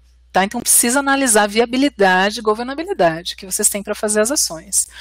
Implementar e monitorar o desenvolvimento das ações. Não adianta fazer planejamento no início do ano, várias equipes fazem isso, que eu sei que é incentivado, estimulado, só que chega na metade do ano e ninguém nem lembra mais o que foi planejado, as ações que tiraram, quem é responsável, prazo, nada, ninguém lembra de nada. E aí desmotiva, né? A gente fica desmotivado em fazer de novo, porque não vai para frente, né? A sensação de estar começando sempre do início. Então, gente, vamos manter a frequência de monitoramento na reunião de equipe. Reunião de equipe é o espaço de lembrar. Tem que ter aquela pessoa da equipe que é a chata, que toda reunião fala, gente, e o nosso planejamento, que a gente priorizou aquilo, e a gente precisa fazer, o que cada um fez sobre isso? Vamos relembrar toda a equipe, toda reunião, no mínimo uma vez por mês, precisa relembrar dos projetos que a gente se colocou e se dispôs a fazer.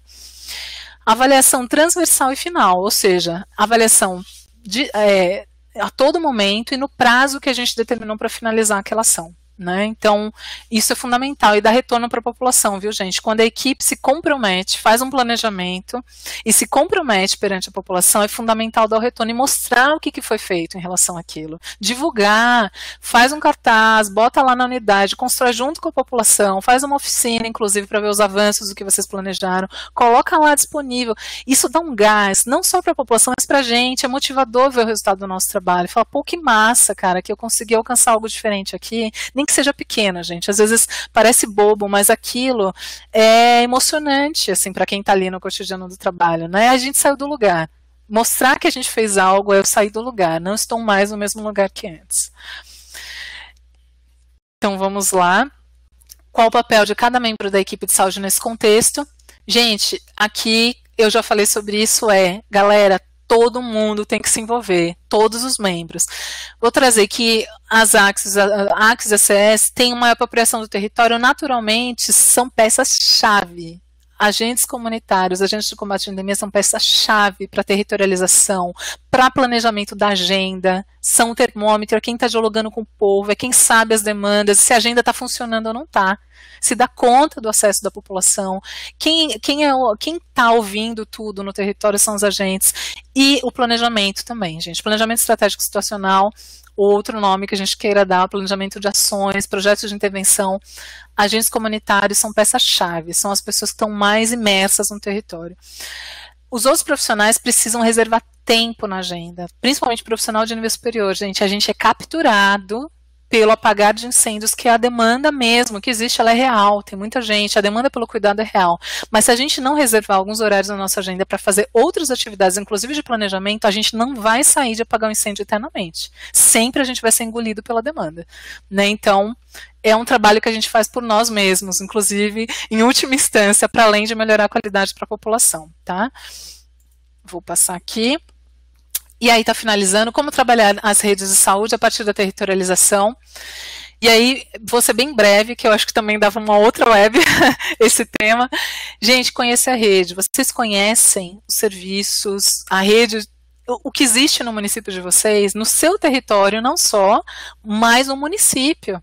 Né? O que existe? O que tem disponível? O que eu posso acessar? Como é que funciona essa rede? Né? Uma coisa importante é dialogar com os profissionais que estão trabalhando nesses outros lugares. Né? E aí é uma tarefa para a gestão, viu, gestores? Se tiver alguns gestores aí, garantir espaço periódico de diálogo. Gente, essa é a coisa mais importante para a construção de rede. A rede, ela é virtual quando são só serviços que estão funcionando ali de maneira independente. A rede, ela é construída por pessoas. São vocês, trabalhadores, que fazem a rede funcionar. Senão ela não passa de estrutura, né, física. E aí, rede só funciona em rede se as pessoas se comunicarem. E se você nem conhece o cara, que você é da atenção básica, nem conhece quem é a pessoa que trabalha no CAPS, que é crucial, a pessoa que trabalha no CEL, digamos que seriam os 2 primeiros serviços mais próximos da gente, de apoio, de suporte, e você nunca nem viu a pessoa que trabalha lá, nunca pactuou um fluxo com essa pessoa, gente, aí fica difícil entender o trabalho. É legal ter olho no olho, ter oportunidade, e aí gestores propiciem não só espaços que os trabalhadores se dialoguem, pactuem, mas que vocês também da atenção básica reservem um tempo da agenda de ir lá, pessoalmente, deixa eu ir lá no CAPS e ver como é que está funcionando mesmo isso. Como é que funciona o acolhimento do CAPS, como é que funciona a agenda, como é que faz para acessar, como é que é o trabalho deles. Isso vai qualificar o trabalho de vocês. Vocês vão estar mais apropriados, legitimados dentro do seu serviço, do seu espaço. Identificar parcerias, né? Então é um trabalho nosso. Né, a partir das necessidades de saúde do nosso território, a gente precisa mapear quem é que pode ajudar a gente na rede, e aí estreitar os laços com essa galera. Né? Se é reabilitação, o nosso problema, por exemplo, precisamos ir no serviço de reabilitação e estreitar o laço com essa galera, porque vai ser uma prioridade para a gente no nosso território. Identificar e estabelecer fluxos reais, gente, vamos tirar do papel. Esse é um trabalho permanente. Às vezes está divulgado o fluxo de atendimento, como é que faz para acessar, mas chega uma hora que aquilo se desatualiza, fica no papel e não é mais aquele jeito que está funcionando. E aí fica todo mundo desinformado na rede. Ninguém sabe como funciona e acessa nada, porque tudo muda constantemente. Então a gente precisa se manter atualizado e estabelecer fluxos reais, porque senão os usuários ficam igual barata tonta, tentando acessar os serviços, e é uma responsabilidade nossa também da atenção básica, vamos lembrar da coordenação do cuidado, é nossa, é a gente, é sempre pra gente, né, a gente da atenção básica que está mais perto das pessoas no território, e nós somos a referência. Se nem a gente sabe como aquela pessoa que está precisando de um serviço em outro lugar acessa, não dá para a gente jogar isso nas costas dos usuários, né, das pessoas irem atrás de uma informação, porque elas têm uma dificuldade muito maior que a gente, né, então vamos fazer o nosso papel. E aí, gente, algumas referências bem básicas, na verdade, como eu disse no início, eu trouxe aqui minha fala muito a partir de várias experiências e as minhas andanças em alguns estados e espaços aí de cuidado, gestão, educação. E agradeço aí a paciência, desculpa pela minha fala longuíssima, e estou disponível aí para a gente, se tiverem questões, né, que ainda consiga abordar, mas trazer aí, só para finalizar, que realmente não se esgotem na minha fala, viu, gente? Acho que é só um estímulo, é um papo assim, bem inicial de estimular que vocês procurem, dialoguem sobre isso no município de vocês, procurem gestão, é um disparador que espero que mobilize vocês a procurar mais informações, procurar experiências. Acho que a internet é um espaço riquíssimo de experiências, né, que a gente pode acessar de outras equipes aí do país, e a gente também procurar estratégias de vocês, viu, gente? Não fiquem só querendo reproduzir modelos de outros lugares, porque o território de vocês, o lugar que vocês trabalham é tão singular, e vocês são tão singulares, porque vocês têm uma bagagem, uma experiência tão específica, e a composição da sua equipe com as experiências de cada um é uma soma tão de vocês, que vocês precisam encontrar uma estratégia de vocês. Tá? Então, claro que a gente se inspira, a gente bebe de fontes, mas a criação, a criatividade, sejam autores e autoras, né, especialmente da vivência que vocês têm como equipe de saúde da família. Tá? Então, é um pouco isso. E aí? Vamos primeiro agradecer a Alessandra pela aula, né? Acho que foram disparadas aí, além de orientações, acho que várias reflexões também. Eu vi aqui nos comentários várias pessoas trazendo, né, a sua realidade, alguns concordando, outros achando, tirando ideias, né, para serem desenvolvidas no município. Então, primeiro parabenizar, né, foi realmente muito bom. Vamos abrir um espaço agora para algumas dúvidas, e aí algumas pessoas estão elogiando bastante o tema de hoje, mas tivemos poucas perguntas. Então, aproveitem esse tempo, né, e tragam as questões reais aí do município, o que é que vocês têm enfrentado aí de dificuldade, ou esse tema pode ser para alguns aí novidade, né, não estão, de fato, com as ferramentas necessárias, com as discussões aprofundadas para, de fato, trazer ações aí de territorialização, né, baseado aí na realidade de cada contexto. Então, aproveitem esse espaço, tá bom? Antes de iniciarmos aqui, deixa eu só tirar algumas dúvidas em relação aos certificados que as pessoas estão perguntando. Então, repetindo, a declaração de participação, ela não é enviada por e-mail, tá? Acessem o site, eu vou colocar mais uma vez o link aqui para vocês. Quem está em equipe, então, o preenchimento é individual, tá certo? Quem tiver aí com mais de um em grupo, né, assistindo, então todos devem preencher o formulário. Esse formulário ele já está disponível no site. Depois que você preencher esse formulário, né, você vai buscar pelo título da web palestra. Então, acredito que na segunda-feira já esteja lá planejamento das ações em saúde. Então, clica lá no título e busque pelo seu nome, tá certo? E aí faz o download aí no próprio município.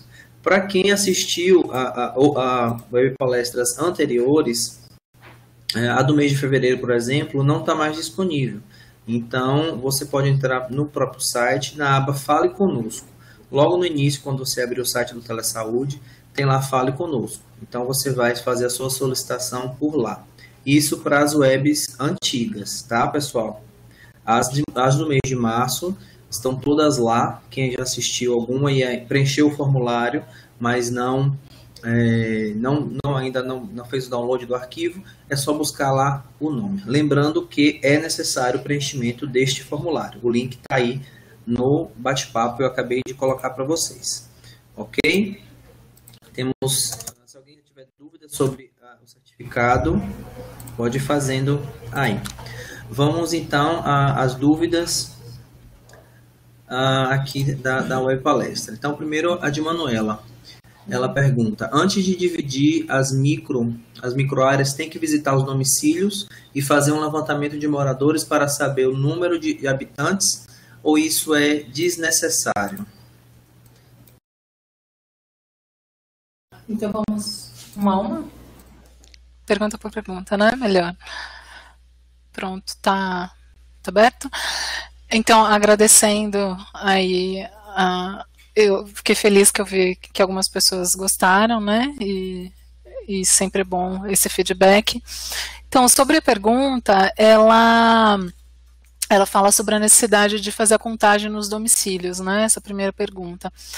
Olha, eu já tive experiências, duas experiências, e aí eu vou dizer que depende para você, né? Eu tive uma necessidade de fazer contagem de domicílios em mais de uma situação, na verdade, eu como enfermeira numa equipe de saúde da família lá em São Paulo, e uma outra situação quando eu era gestora no município aqui na Bahia, gestora municipal.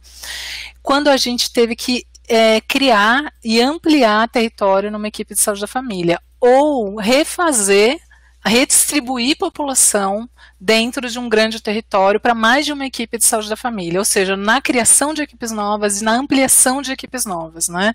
E aí, gente, de fato, eu diria que seria praticamente imprescindível fazer essa contagem. Sabe por quê, Manuela? Se vamos pensar, a gente está num lugar novo que não tem atenção básica, que não tem saúde da família, que nem tem, vamos dizer, cobertura de agentes comunitários, né? Hoje em dia está ficando cada vez mais raro, mas existem lugares ainda descobertos, né? Para a gente começar a montar uma equipe ali, a gente precisa conhecer aquele território e conhecer do ponto de vista de sentido, de qual o sentido de eu agregar determinadas ruas, mas eu preciso saber numericamente, de fato, para eu delimitar aquele território e colocar uma equipe ali, se tem população suficiente ou a mais do que é o preconizado pelo Ministério. Então, nesse sentido, não tem muito como, apesar de a gente ter médias nacionais, e cada município tem determinadas médias, né, de pessoas por domicílio. Tem lugar que isso é muito variável, gente, que tem casa que tem 2 pessoas e tem casa que tem 20, tipo, e aí não tem jeito, a gente precisa contar. Mas eu te diria que eu acho mais imprescindível nessas situações que eu te falei, quando a gente está fazendo uma redistribuição para ampliar equipes dentro de uma mesma unidade, ou até abrir uma unidade nova, onde eu vou separar um território que já está sobrecarregado de população, porque a população cresceu, e acontece isso muito, ou porque eu vou abrir realmente do zero, numa comunidade, uma equipe nova ali. Quando a gente já tem uma equipe estabelecida, ou pelo menos agentes comunitários num determinado território, e esses agentes já estão num nível que eles já fizeram o cadastro daquelas famílias, cadastro das pessoas, que você já tem informação suficiente, eu vejo que essa etapa de contar pessoas no domicílio, ela já estaria ultrapassada nesse sentido, né? Porque eu já tenho a informação dos próprios agentes comunitários. E a presença das agentes comunitários, por si só, é um informante-chave para eu conseguir fazer a delimitação. Daí, e a construção do mapa por si só, as agentes têm uma habilidade incrível, né, de trazer informações e elementos, porque elas são dali da comunidade, de qual é a melhor maneira de eu separar. Eu lembro de experiências, mais de uma experiência que eu já tive, gente, de ser estrangeira num local que eu não tinha um conhecimento, né, histórico, territorial, cultural, enfim, daquele local, que o quanto eu aprendi sobre esses locais com as agentes comunitárias, né? Às vezes a gente olha o mapa, eu lembro que eu cheguei num município que eu olhei um mapa de satélite e a gente queria dividir as equipes porque ia fazer expansão de uma maneira bem prática, digamos. Você quer fechar o quadradinho no mapa, né? Só que o mundo real não é assim. E aí eu lembro que as agências comunitárias me trouxeram tantos elementos do ponto de vista cultural, de, por exemplo, de uma referência de 2 comunidades que eram vizinhas, que elas tinham uma disputa, uma briga histórica entre essas 2 comunidades, né? Tinham conflitos reais ali, de populações, né, diferentes, com diferentes origens, tinham barreiras geográficas que impossibilitavam juntar aquilo numa unidade, e aquilo mudou completamente a nossa decisão naquele município de redistribuição ou de divisão dos territórios, né? Então, só para citar um exemplo do como a contagem é importante, mas para além da contagem, inclusive, a gente, na hora de definir a delimitação territorial, precisa saber de elementos reais, barreiras geográficas, barreiras culturais, históricas, perfil da população, enfim, bilhões de informações definem como a gente vai distribuir as equipes, as microáreas dentro de um território, né? Isso precisa ser levado em consideração. A questão da proximidade de onde o serviço de saúde está é um ponto fundamental também para a gente tomar esse tipo de decisão, né? De onde ficam, onde vai ficar a delimitação. Mas é isso, Manuela. Eu te diria, então, que contar, eu acho que é importante quando você vai abrir equipes novas. E quando você não tem informação nenhuma daquela população. Quando você parte do zero, do ponto de vista de não ter sistema de informação nenhum que te diga quem são aquelas pessoas ou quantas são em cada domicílio, tá? Vamos para a próxima pergunta, a da Tatilane. Ela pergunta se sinalizar a vulnerabilidade social seria o mapa da recepção, seria o lugar, né? E o Joaquim, ele pergunta se tem algum modelo de mapa específico para fazer a territorialização de áreas descobertas. Ele traz que está passando por algumas dificuldades no município, com um número reduzido, né, de agentes, que ele está, inclusive, preparando para a contratação. Então, é sobre onde sinalizar as vulnerabilidades sociais e se existe mapa para a área descobertas. Entendi. Então, essas questões, a questão da área descoberta sempre é um problema, né, para todo mundo, viu, gente? Não é um problema, claro, que a equipe sente todos os dias, mas é um problema para quem está no espaço de gestão, para a população, para todo mundo. Eu atrelaria bastante essa questão da área descoberta com a resposta que eu dei anteriormente, que assim, de que maneira a gente consegue saber, descoberta, se a gente não for até a contagem de quantas pessoas tem, fizer uma visita, se você quiser fazer ter um diagnóstico inicial um pouco mais completo, não só contar os domicílios, mas compreender um pouquinho mais qual é esse território descoberto, né? Se você já está pensando em ampliar, né, a cobertura de atenção básica, saúde da família para esse território, aí melhor ainda, acho que aí precisa fazer de fato um processo de territorialização. Mas tem desafios que são esses, né, que se você já tem agentes comunitários para cobrir esse local, maravilha, porque aí acho que não precisa esperar, inclusive, a implantação completa daquela equipe, já dá para iniciar um trabalho e os agentes já começarem a fazer essa identificação do território. Mas se você ainda não tem, e você é uma equipe que está sobrecarregada por essa área vizinha descoberta, e você está ali atendendo, eu tive uma vivência, né, até recente no programa de residência, há poucos anos atrás, que essa era uma polêmica dentro da equipe. A equipe sofria porque estava numa área com uma grande população descoberta ao redor, e a população já estava com mais de 6 mil pessoas, né, cuidando, somando essa área descoberta que ia toda para essa equipe. E estava realmente difícil para a equipe, só que a equipe resistia em se apropriar da informação sobre o território. Em vários momentos eu trazia para a equipe que, olha, eu compreendo que vocês não querem assumir esse trabalho agora, mas uma das maneiras da gente, inclusive, demonstrar a sobrecarga e que existe uma população fora de área que está me demandando no serviço, é sim, muitas vezes, eu arregaçar as mangas, infelizmente, é a gente assumir e realmente ir lá e ver com os nossos próprios olhos, mostrar, fazer esse trabalho de mapeamento. Eu sei que é complexo isso que eu estou trazendo para vocês e tudo depende de uma realidade de vocês local, de uma negociação com a gestão, mas a maioria das experiências que eu vejo é que para a gente expandir, gente, para a área descoberta, você precisa fundamentar. Não sei se vocês sabem que a gestão precisa ter um projeto, ela precisa demonstrar que existe necessidade de cobertura daquela região. E aí, gente, como é que faz isso? Se eu não tenho ninguém contratado para estar naquele lugar, a gente precisa de apoio de quem está perto, gente. É isso, eu acho que a gente precisa pensar do ponto de vista da nossa responsabilidade com o SUS, de que para resolver o meu problema de sobrecarga também, eu vou ter que arregaçar as mangas e dar essa contribuição também, de apoiar a gestão nesse sentido, a demonstrar que precisa de mais uma equipe naquele lugar. E aí credenciar, contratar as pessoas, conseguir o recurso. Então, assim, estou falando de maneira genérica, não sei qual é a sua situação específica no seu município, né, de quem fez a pergunta, mas eu acho que é importante pensar sobre isso, viu, gente, da nossa responsabilidade, então, realmente, de quem está mais perto, ir lá e fazer esse trabalho. Outra questão que estava junto é a questão, deixa eu ver se eu entendi um pouco, talvez eu não tenha entendido, das vulnerabilidades, se isso fica exposto. Então, eu acho que isso tem que ser pensado de maneira cuidadosa, porque a gente fala aqui em vulnerabilidades de maneira genérica, mas a gente sabe que tem questões algumas vezes delicadas, né? Que muitas vezes não precisam estar tão explícitas, talvez, num mapa que fica na recepção, e acho que aí vai ter que ter um bom senso, uma discussão dentro da equipe, de ver quais as informações de fato são pertinentes de estarem expostas ou não. Será que essa informação pode incomodar alguém da população que vai ali, vai ver aquilo no mapa, né? Ou não, ou isso é uma situação naturalizada pela população, né? Eu acho que cada situação vai ter que ser analisada com vocês, com cuidado. Claro que para mim, ao meu ver, quanto mais público a informação tiver, melhor.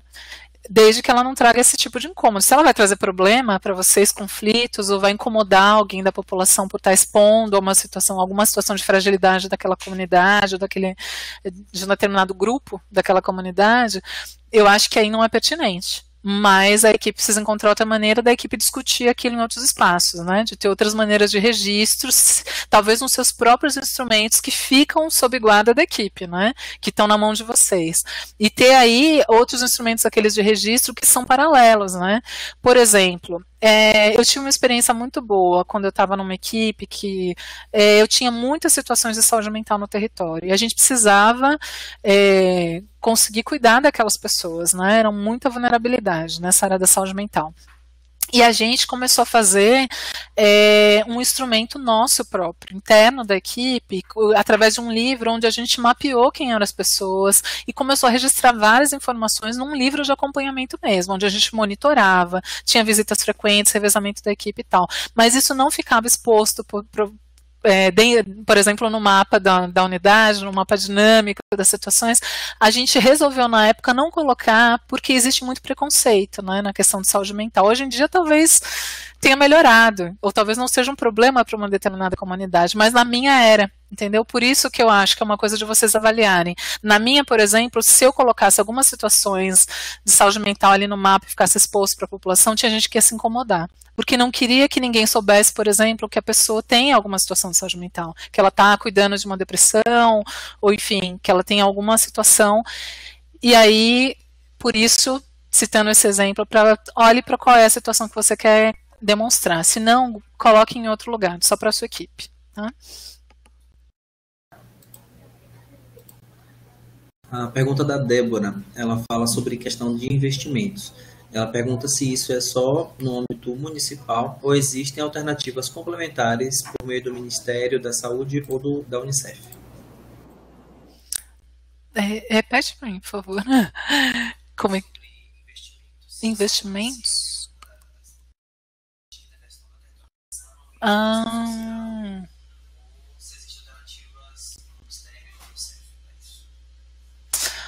Olha, falando especificamente nesse ponto da territorialização, eu imagino que, assim, nesse momento agora não me vem nenhum projeto específico com financiamento, ainda mais nesse momento atual, a gente não está com muitas possibilidades de financiamento. E a gente está sofrendo, inclusive, né?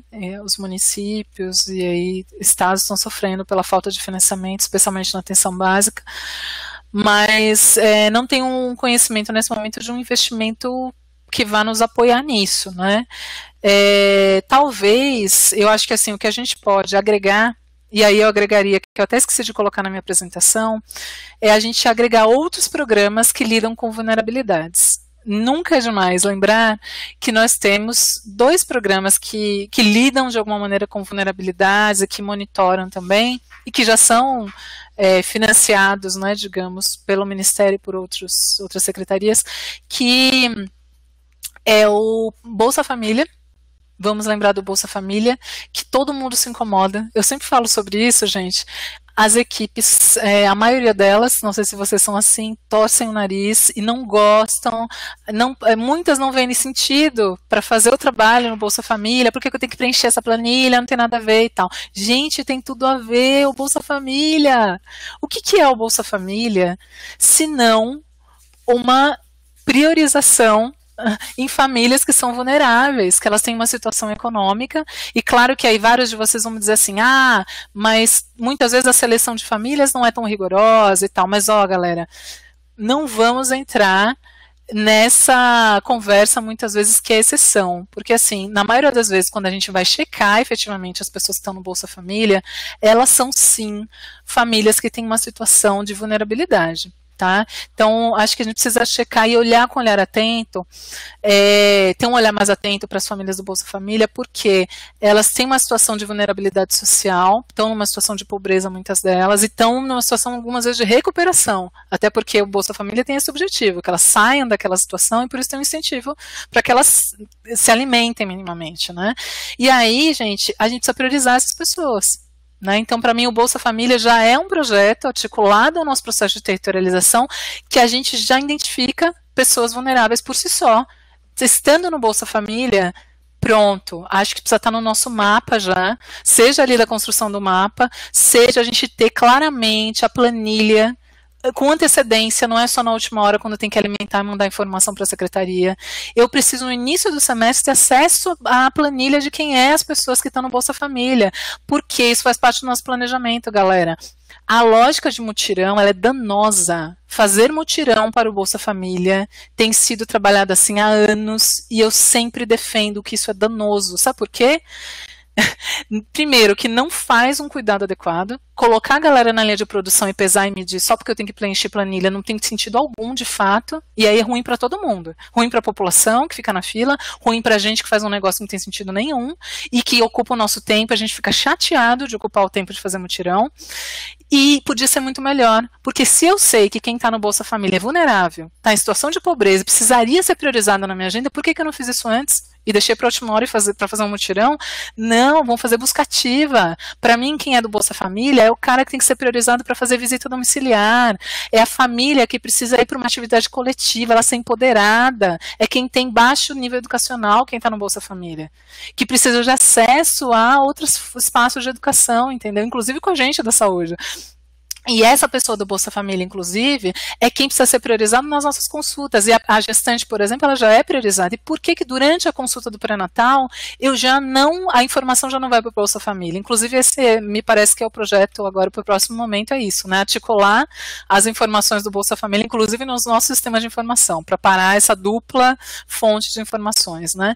Enfim, outro espaço, outro programa, né, que a gente tem, o PSE, gente, claro que ele não é nem todo mundo, né, nem todas as crianças que estão na escola têm uma situação de vulnerabilidade, mas ele é uma priorização de um grupo, que é uma priorização de crianças e adolescentes, e que a gente, inclusive, negligencia. É outro programa, outro projeto que entrou para dentro da saúde, né, um programa,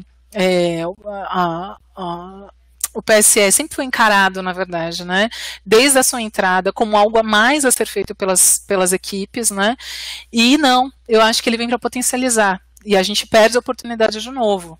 Ele é um espaço de priorização também desse grupo populacional, que são crianças e adolescentes, onde a gente pode organizar melhor o cuidado, identificar crianças e adolescentes em situação de vulnerabilidade, porque eu vou para dentro da escola, e eu tenho informantes chaves, que são os educadores que estão ali, que podem nos apoiar, eu vou para dentro da escola, eu converso com as crianças, eu converso com os adolescentes, então acho que a gente perde oportunidades, às vezes, de articular programas que já são financiados, né, para além da saúde da família, e envolver isso dentro do nosso planejamento, anual, semestral, da nossa agenda, né, mas, fora isso, eu imagino que incentivos financeiros realmente o que eu conheço são mais municípios. Quando algumas secretarias tem, de fato, né, uma mobilização, uma priorização para fazer um processo de territorialização, planejamento, elas investem tempo e recursos, inclusive, para dar possibilidade de isso sair de uma maneira mais legal. Como o exemplo que eu citei de um município que faz uma cartilha, por exemplo, como um produto final,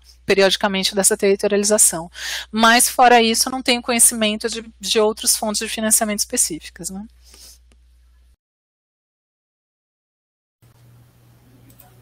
A Amanda, pergunta da Amanda, ela pede para esclarecer um pouco mais sobre o mapa dinâmico e quais informações conter nele.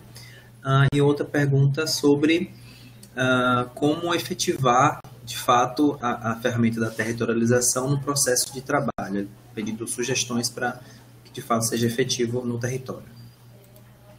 Então, o mapa dinâmico, né, a primeira pergunta, a gente tem um mapa, enfim, se convencionou dizer, né, tem vários textos, inclusive, que falam sobre um mapa estático, que seria aquele que é mais permanente, que a gente viu até uma figura na apresentação, onde ele tem a representação física, né, estrutural daquele território, as casas, barreiras geográficas, os equipamentos sociais, que são coisas mais fixas, né, esse estático. E tem a maneira da gente construir um mapa dinâmico, e aí pela própria palavra diz, é que são coisas que mudam. Que coisas que mudam o tempo todo e que podem mudar, às vezes elas ficam um certo tempo, mas elas mudam, né, depois de um certo tempo. Uma das coisas são as situações de saúde e doença que vocês identificam no território, e aí também pode ser diverso. O básico, eu trouxe até aqueles 4 exemplos, né, que eu identificaria num mapa dinâmico que eu acho útil, é a questão das gestantes, por exemplo, né, as gestantes, elas são gestantes por um período, né? E aí aquilo muda, aquela informação muda, né? E você trazer isso, se você for desejo da equipe trazer essa informação para o mapa, pode ser interessante. Crianças, né? Pessoas, enfim, com várias situações de saúde ou doença que vocês queiram identificar nas casas dentro desse mapa, eu acho que é legal e faz parte desse mapa dinâmico, que são situações que é isso. Podem mudar porque a casa, muitas vezes, tem territórios que tem muitas casas de aluguel, por exemplo. E você tem uma família ali que agora ela tem uma determinada situação, mas daqui a pouco muda a família. E aí saem as pessoas e entram outras. Então precisa ser uma coisa dinâmica. Você precisa ter uma possibilidade de tirar e colocar. E aí alguns exemplos que eu citei na apresentação, da gente encontrar materiais que a gente consiga colocar e tirar. desse mapa, né, estático. Coisas que você precisa ter, possa ter tela sobre tela, né? Tem equipes que têm facilidade de refazer um mapa com uma certa frequência, né? De imprimir. Quem tem mais recursos consegue imprimir mapas, enfim, a cada ano, ou periodicamente, e aí fica até mais fácil ter um mapa dinâmico que ele é atualizado periodicamente. Mas a minha sugestão seria encontrar materiais, assim, de adesivos que eu colo e descolo, a coisa dos alfinetes, né? Apesar do alfinete danificar depois de um certo tempo aquele mapa que está fixo, estático, porque vai furando, e você fura, tira e coloca, mas tem uma certa durabilidade, para você ter mais flexibilidade. Agora, eu falei aqui as situações clássicas que estão muitas vezes no sistema de informação, né, situações de saúde e doença, mas tem outras situações que vocês podem colocar nesse mapa dinâmico também, né?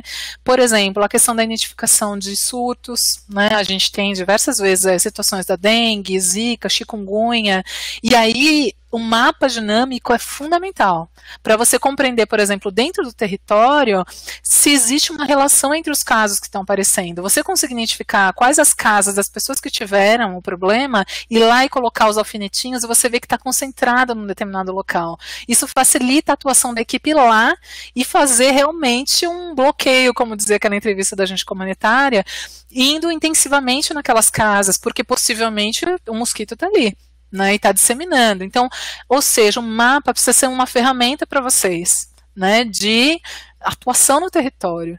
E ela, às vezes, é muito dinâmica. Por exemplo, apareceu o caso, sei lá, de sarampo, que está voltando para o Brasil. Pronto, se começou a aparecer um caso de uma doença assim, então, precisa estar lá no mapa. Pá, um caso de sarampo em destaque. Pô, apareceu outro aqui do lado. Será que tem relação de um caso com o outro, né? O mapa, ele serve para esse processo de investigação das doenças também, das situações que aparecem do nada e que precisam a equipe se mobilizar para ir atrás e resolver, entendeu? Também, eu incluiria também no mapa dinâmico, também em outras situações de vulnerabilidade, assim, situações sociais, né, situações, por exemplo, populações, enfim, que são até, como eu vou dizer, nômades, que são, acontece, por exemplo, né, não sei se alguma situação dos municípios que estão aqui ouvindo, de ter uma população, sei lá, cigana, por exemplo, que chega no município e fica no seu território, mas ela fica por pouco tempo, né? Não sei se já aconteceu isso com vocês, apesar de hoje em dia a gente sabe que as populações ciganas, elas ficam até por um determinado tempo mais longo, na maioria dos municípios onde estão, mas tem algumas que não ficam por muito tempo, né? E pode acontecer de ter, não sei, um acampamento, uma população temporária que vai sair dali, por exemplo, e isso pode ser demonstrado através do mapa, de um mapa dinâmico, de que, ó, é uma situação temporária, e isso depois vai sair do mapa, né? Então, ou seja, tem milhares de possibilidades, assim, né? Então, por isso que é legal vocês terem um material que seja flexível para demonstrar isso visualmente.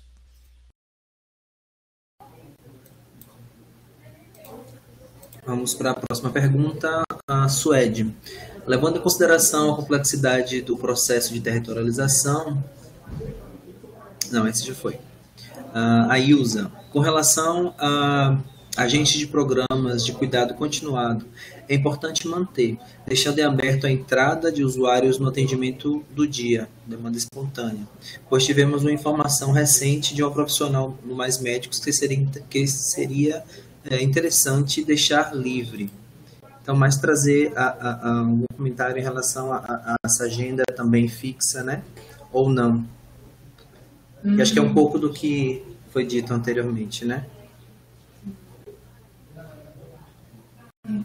Mais algum? Eu posso comentar? Então, essa questão da agenda, ela é bem complexa, né? Como eu disse, eu acho que ela mereceria uma nova web bem mais aprofundada e a gente mostrar exemplos de agenda, porque eu diria, gente, com tantas equipes que eu já visitei, já olhei, já trabalhei, porque eu já trabalhei em várias equipes e trabalhei com diversas agendas e possibilidades, eu não traria uma fórmula, entendeu? Eu gosto de trabalhar com possibilidades, assim, de ver vários modelos, porque, claro que eu tenho minhas preferências, né? Acho que cada profissional tem suas preferências de como montar sua agenda, o que acha que dá mais certo ou não, mas sabe o que eu percebi? Isso não tem muito tempo, viu, gente? Foi quando eu estava num programa de residência, observando as diferenças entre as equipes lá em Camaçari, aqui na grande região metropolitana. Eu notei muito que a agenda, determinadas agendas funcionam dependendo da população. Olha que interessante.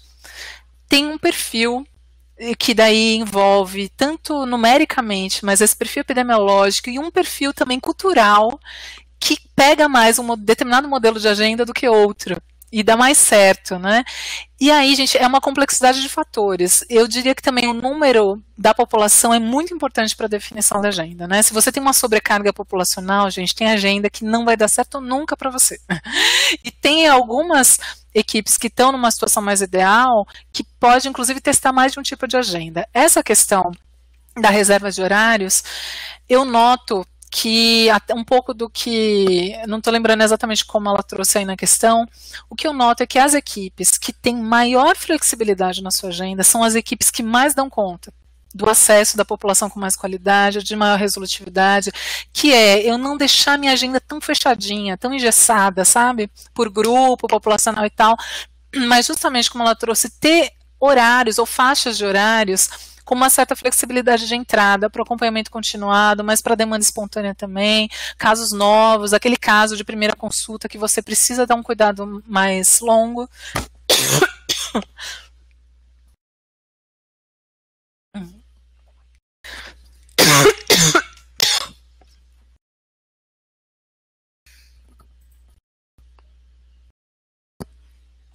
Desculpem.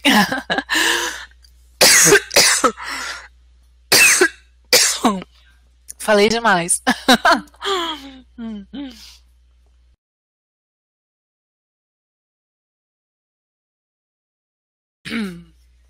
Falei demais, a garganta encrencou agora. Ai, ai. Mas eu vi que a Amanda aqui já disse que esclareceu. Que é sobre a territorialização. Ela perguntou sugestões e dicas, né? Eu diria que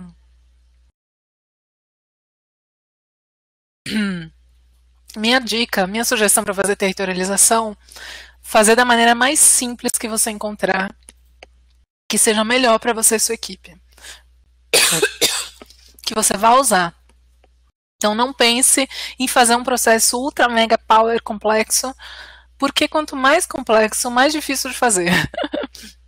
Assim, a primeira coisa, eu acho, para fazer uma territorialização é ir para o território, gente. Se você não tiver, não reservar um tempo na sua agenda de andar, gente, precisa andar, ir para todos os lugares, conhecer mesmo o território profundamente com as agentes comunitárias, falar com as pessoas no território, conhecer a história. É isso, é reservar tempo na sua agenda para ir visitar livremente, de maneira investigativa, o seu território. Também se apropriar das informações que você tiver. Então, o segundo passo é olhar o que eu tenho na unidade, disponibilidade de informações concretas sobre a população. Eu preciso aprimorar, preciso ter mais informação, dá para fazer o que com essa informação que eu tenho? Então, as sugestões seriam essas, de ver o que eu tenho disponível também, né? E, a partir daí, tentar fazer uma construção coletiva sempre, viu, gente? Territorialização a gente não faz sozinho. Minha dica também é, envolva a sua equipe, né? Sua equipe precisa estar mobilizada, entender que isso é importante, né? Outra coisa aí que eu queria dizer sobre isso é também não desista de fazer a territorialização se você estiver sozinha. Porque eu cheguei numa unidade em Santo Antônio de Jesus que eu fiquei encantada. A unidade não tinha territorialização, não tinha um processo estruturado, nem um mapa, mas eu fiquei encantada com uma agente comunitária tão disponível. Ela levou a gente para conhecer o território, a microárea dela, e ela abriu as coisas dela. Ela colou 2 folhas de papel sulfite, de papel ofício, colou uma na outra e ela fez um mapa à mão, um mapa lindo. Ela fez na mão dela, coloriu, ela tinha tudo na microárea dela, coisa mais linda. E aí a gente fica encantado com essas coisas. Olha só que iniciativa. E ela disse, a minha equipe não quis fazer, e aí eu fui e fiz a minha, tipo, fiz o meu mapa. Tá ótimo, e eu achei lindo isso, porque olha só, ela não deixou de fazer, de conhecer o território dela, de mapear. E outra, ela nos ajudou. A gente chegou lá, uma equipe de estudantes, né, sedentos por conhecer o território, não tinha nada, e ela tinha. E aí ela mostrou pra gente, foi super legal, estava compreensível e com muita autonomia e assim muita legitimidade dela, sabe, de mostrar aquele território pela voz dela, o olhar dela. Achei lindo. Estamos chegando ao final dessa atividade. Queria mais uma vez agradecer a nossa palestrante, Alessandra, pela troca de informações. Foi uma brilhante aula, deixar registrado. Agradecer a todos vocês por estarem conosco até agora. Avançamos um pouco o nosso horário. Agradecer pela participação de vocês. As perguntas é sempre mais rico quando vocês sugerem questionamentos aqui para o debate, tá bom? E aproveitar para já trazer para vocês que amanhã tivemos uma semana bastante intensa aí de web palestras e amanhã ainda temos mais uma, né? Então aí sobre as conferências de saúde. Então aproveitem também para nos ajudar a divulgar essa atividade, tá certo? Amanhã às 14h30, né? Então é uma série de web palestras abordando aí os debates pré-conferências de saúde, tá joia? Tem uma última perguntinha, eu vou abrir uma exceção aqui para o Juscelino. Como aproximar enfermeiros, agentes de endemias, agentes de combate de saúde, na questão do território? Nossa, Juscelino, pergunta difícil, hein? Aproximar enfermeiros nessa questão do território. Eu acho que não tem fórmula, Juscelino, para mim é o diálogo, é a aproximação, é de fato trabalhar junto. Sabe o que eu tenho visto, que eu sempre falo para o pessoal, inclusive para as residentes, né? Gente, muitas vezes tinha agentes comunitárias novas que estavam sendo contratadas pelo município e elas estavam começando o trabalho, né? E eu falava para as residentes, especialmente, não só as enfermeiras, mas acho que todas as outras categorias, né, precisam se aproximar dos agentes comunitários. Como é que a pessoa vai aprender, né, o trabalho, reconhecer sem ter um apoio, né, uma parceria de todos os profissionais, não só das colegas dela, agentes, mas também de ter uma enfermeira, um enfermeiro junto, de ter outros profissionais da equipe também, médico, dentista, tá junto apoiando. E vamos lembrar que o trabalho, né, dos agentes comunitários, ele é aprendido muito em ato, no cotidiano do trabalho, né? Então, se os agentes comunitários não tiverem suporte, né, das outras colegas e da equipe toda, principalmente quem está começando, né, no trabalho de agente comunitária, é difícil o aprendizado, porque é uma área nova, né, e é no dia a dia que elas aprendem, né, e a gente aprende demais com as agentes comunitárias. Na verdade, a gente depende demais, porque elas têm muitas informações, né, sobre a população e território. Então, acho que não tem muita fórmula, Juscelino. Eu acho que precisa realmente ter tempo, reserva de tempo, precisa ter reunião de equipe, precisa ter momento de diálogo, de conversar, olhar de fato os cadastros, fazer junto o cadastro das famílias. Gente, não só as enfermeiras e enfermeiros, os médicos, os dentistas precisam sair no território e fazer cadastro junto com o agente comunitário, cadastrar a família, cadastrar pessoas, conhecer os instrumentos que os agentes comunitários utilizam no dia a dia. Isso é imprescindível para o nosso trabalho. Se você nem sabe, se você que está dentro do consultório e nem sabe o que o agente comunitário está coletando de informação, gente, como assim? Você não vai saber nem o que procurar no sistema de informação, já que o agente comunitário é o que mais coleta informações no território, né? Então, ou seja, é isso, é ter tempo mesmo, estar junto, no dia a dia, aprendendo junto, discutindo o caso, é ter reserva de horários para que a gente dialogue, né? E olho no olho, é contato que precisa ter entre as pessoas. É isso, pessoal. Agradecer a todos mais uma vez e reforçar aqui o convite para amanhã, às 14h30, participarem todos vocês, né, já com esses debates para a pré-conferência de saúde. Ok? Um excelente finalzinho de tarde e até a próxima. Obrigada. Telesaúde Bahia, para profissionais de saúde da atenção básica que atuam na Bahia. Disponível em qualquer lugar e a qualquer hora. É fácil e sem complicação. Se você é integrante de equipe de saúde da família, núcleo de apoio à saúde da família, consultório na rua, mais médicos, programa Saúde na Escola e Academia da Saúde. Se conecte com a gente, por internet, telefone ou pessoalmente. O Telesaúde pode apoiar você profissional na qualificação da atenção básica, através dos serviços de Teleconsultoria. Permite que os profissionais da atenção básica recebam esclarecimentos sobre procedimentos clínicos, ações de saúde, materiais educativos, organização e gestão. A plataforma funciona de duas formas, por texto ou por vídeo. Acesse o nosso site e cadastre-se. Segunda opinião formativa. Um banco de dados com respostas baseada nas perguntas e respostas das teleconsultorias, construídas com base em revisão bibliográfica, nas melhores evidências científicas e clínicas, selecionadas a partir de critério de relevância e pertinência às diretrizes do SUS. Teleeducação. São atividades educacionais que utilizam as ferramentas tecnológicas como meio para apoiar a formação de trabalhadores do SUS de acordo com a Política Nacional de Educação Permanente em Saúde, através de cursos, módulos educacionais, web-aulas, web-palestras em modalidade à distância. Telediagnóstico. Oferta nacional de telediagnóstico da Bahia com o objetivo de facilitar a realização de exames de eletrocardiograma, ECG, e a disponibilidade de laudos à distância no âmbito da atenção básica. Os resultados dos exames de ECG serão disponibilizados em no máximo 2 horas. Telesaúde BA. Serviço que oferece suporte para soluções da atenção básica e auxilia na decisão clínica do seu dia a dia. Saiba mais: www.telesaude.ba.gov.br.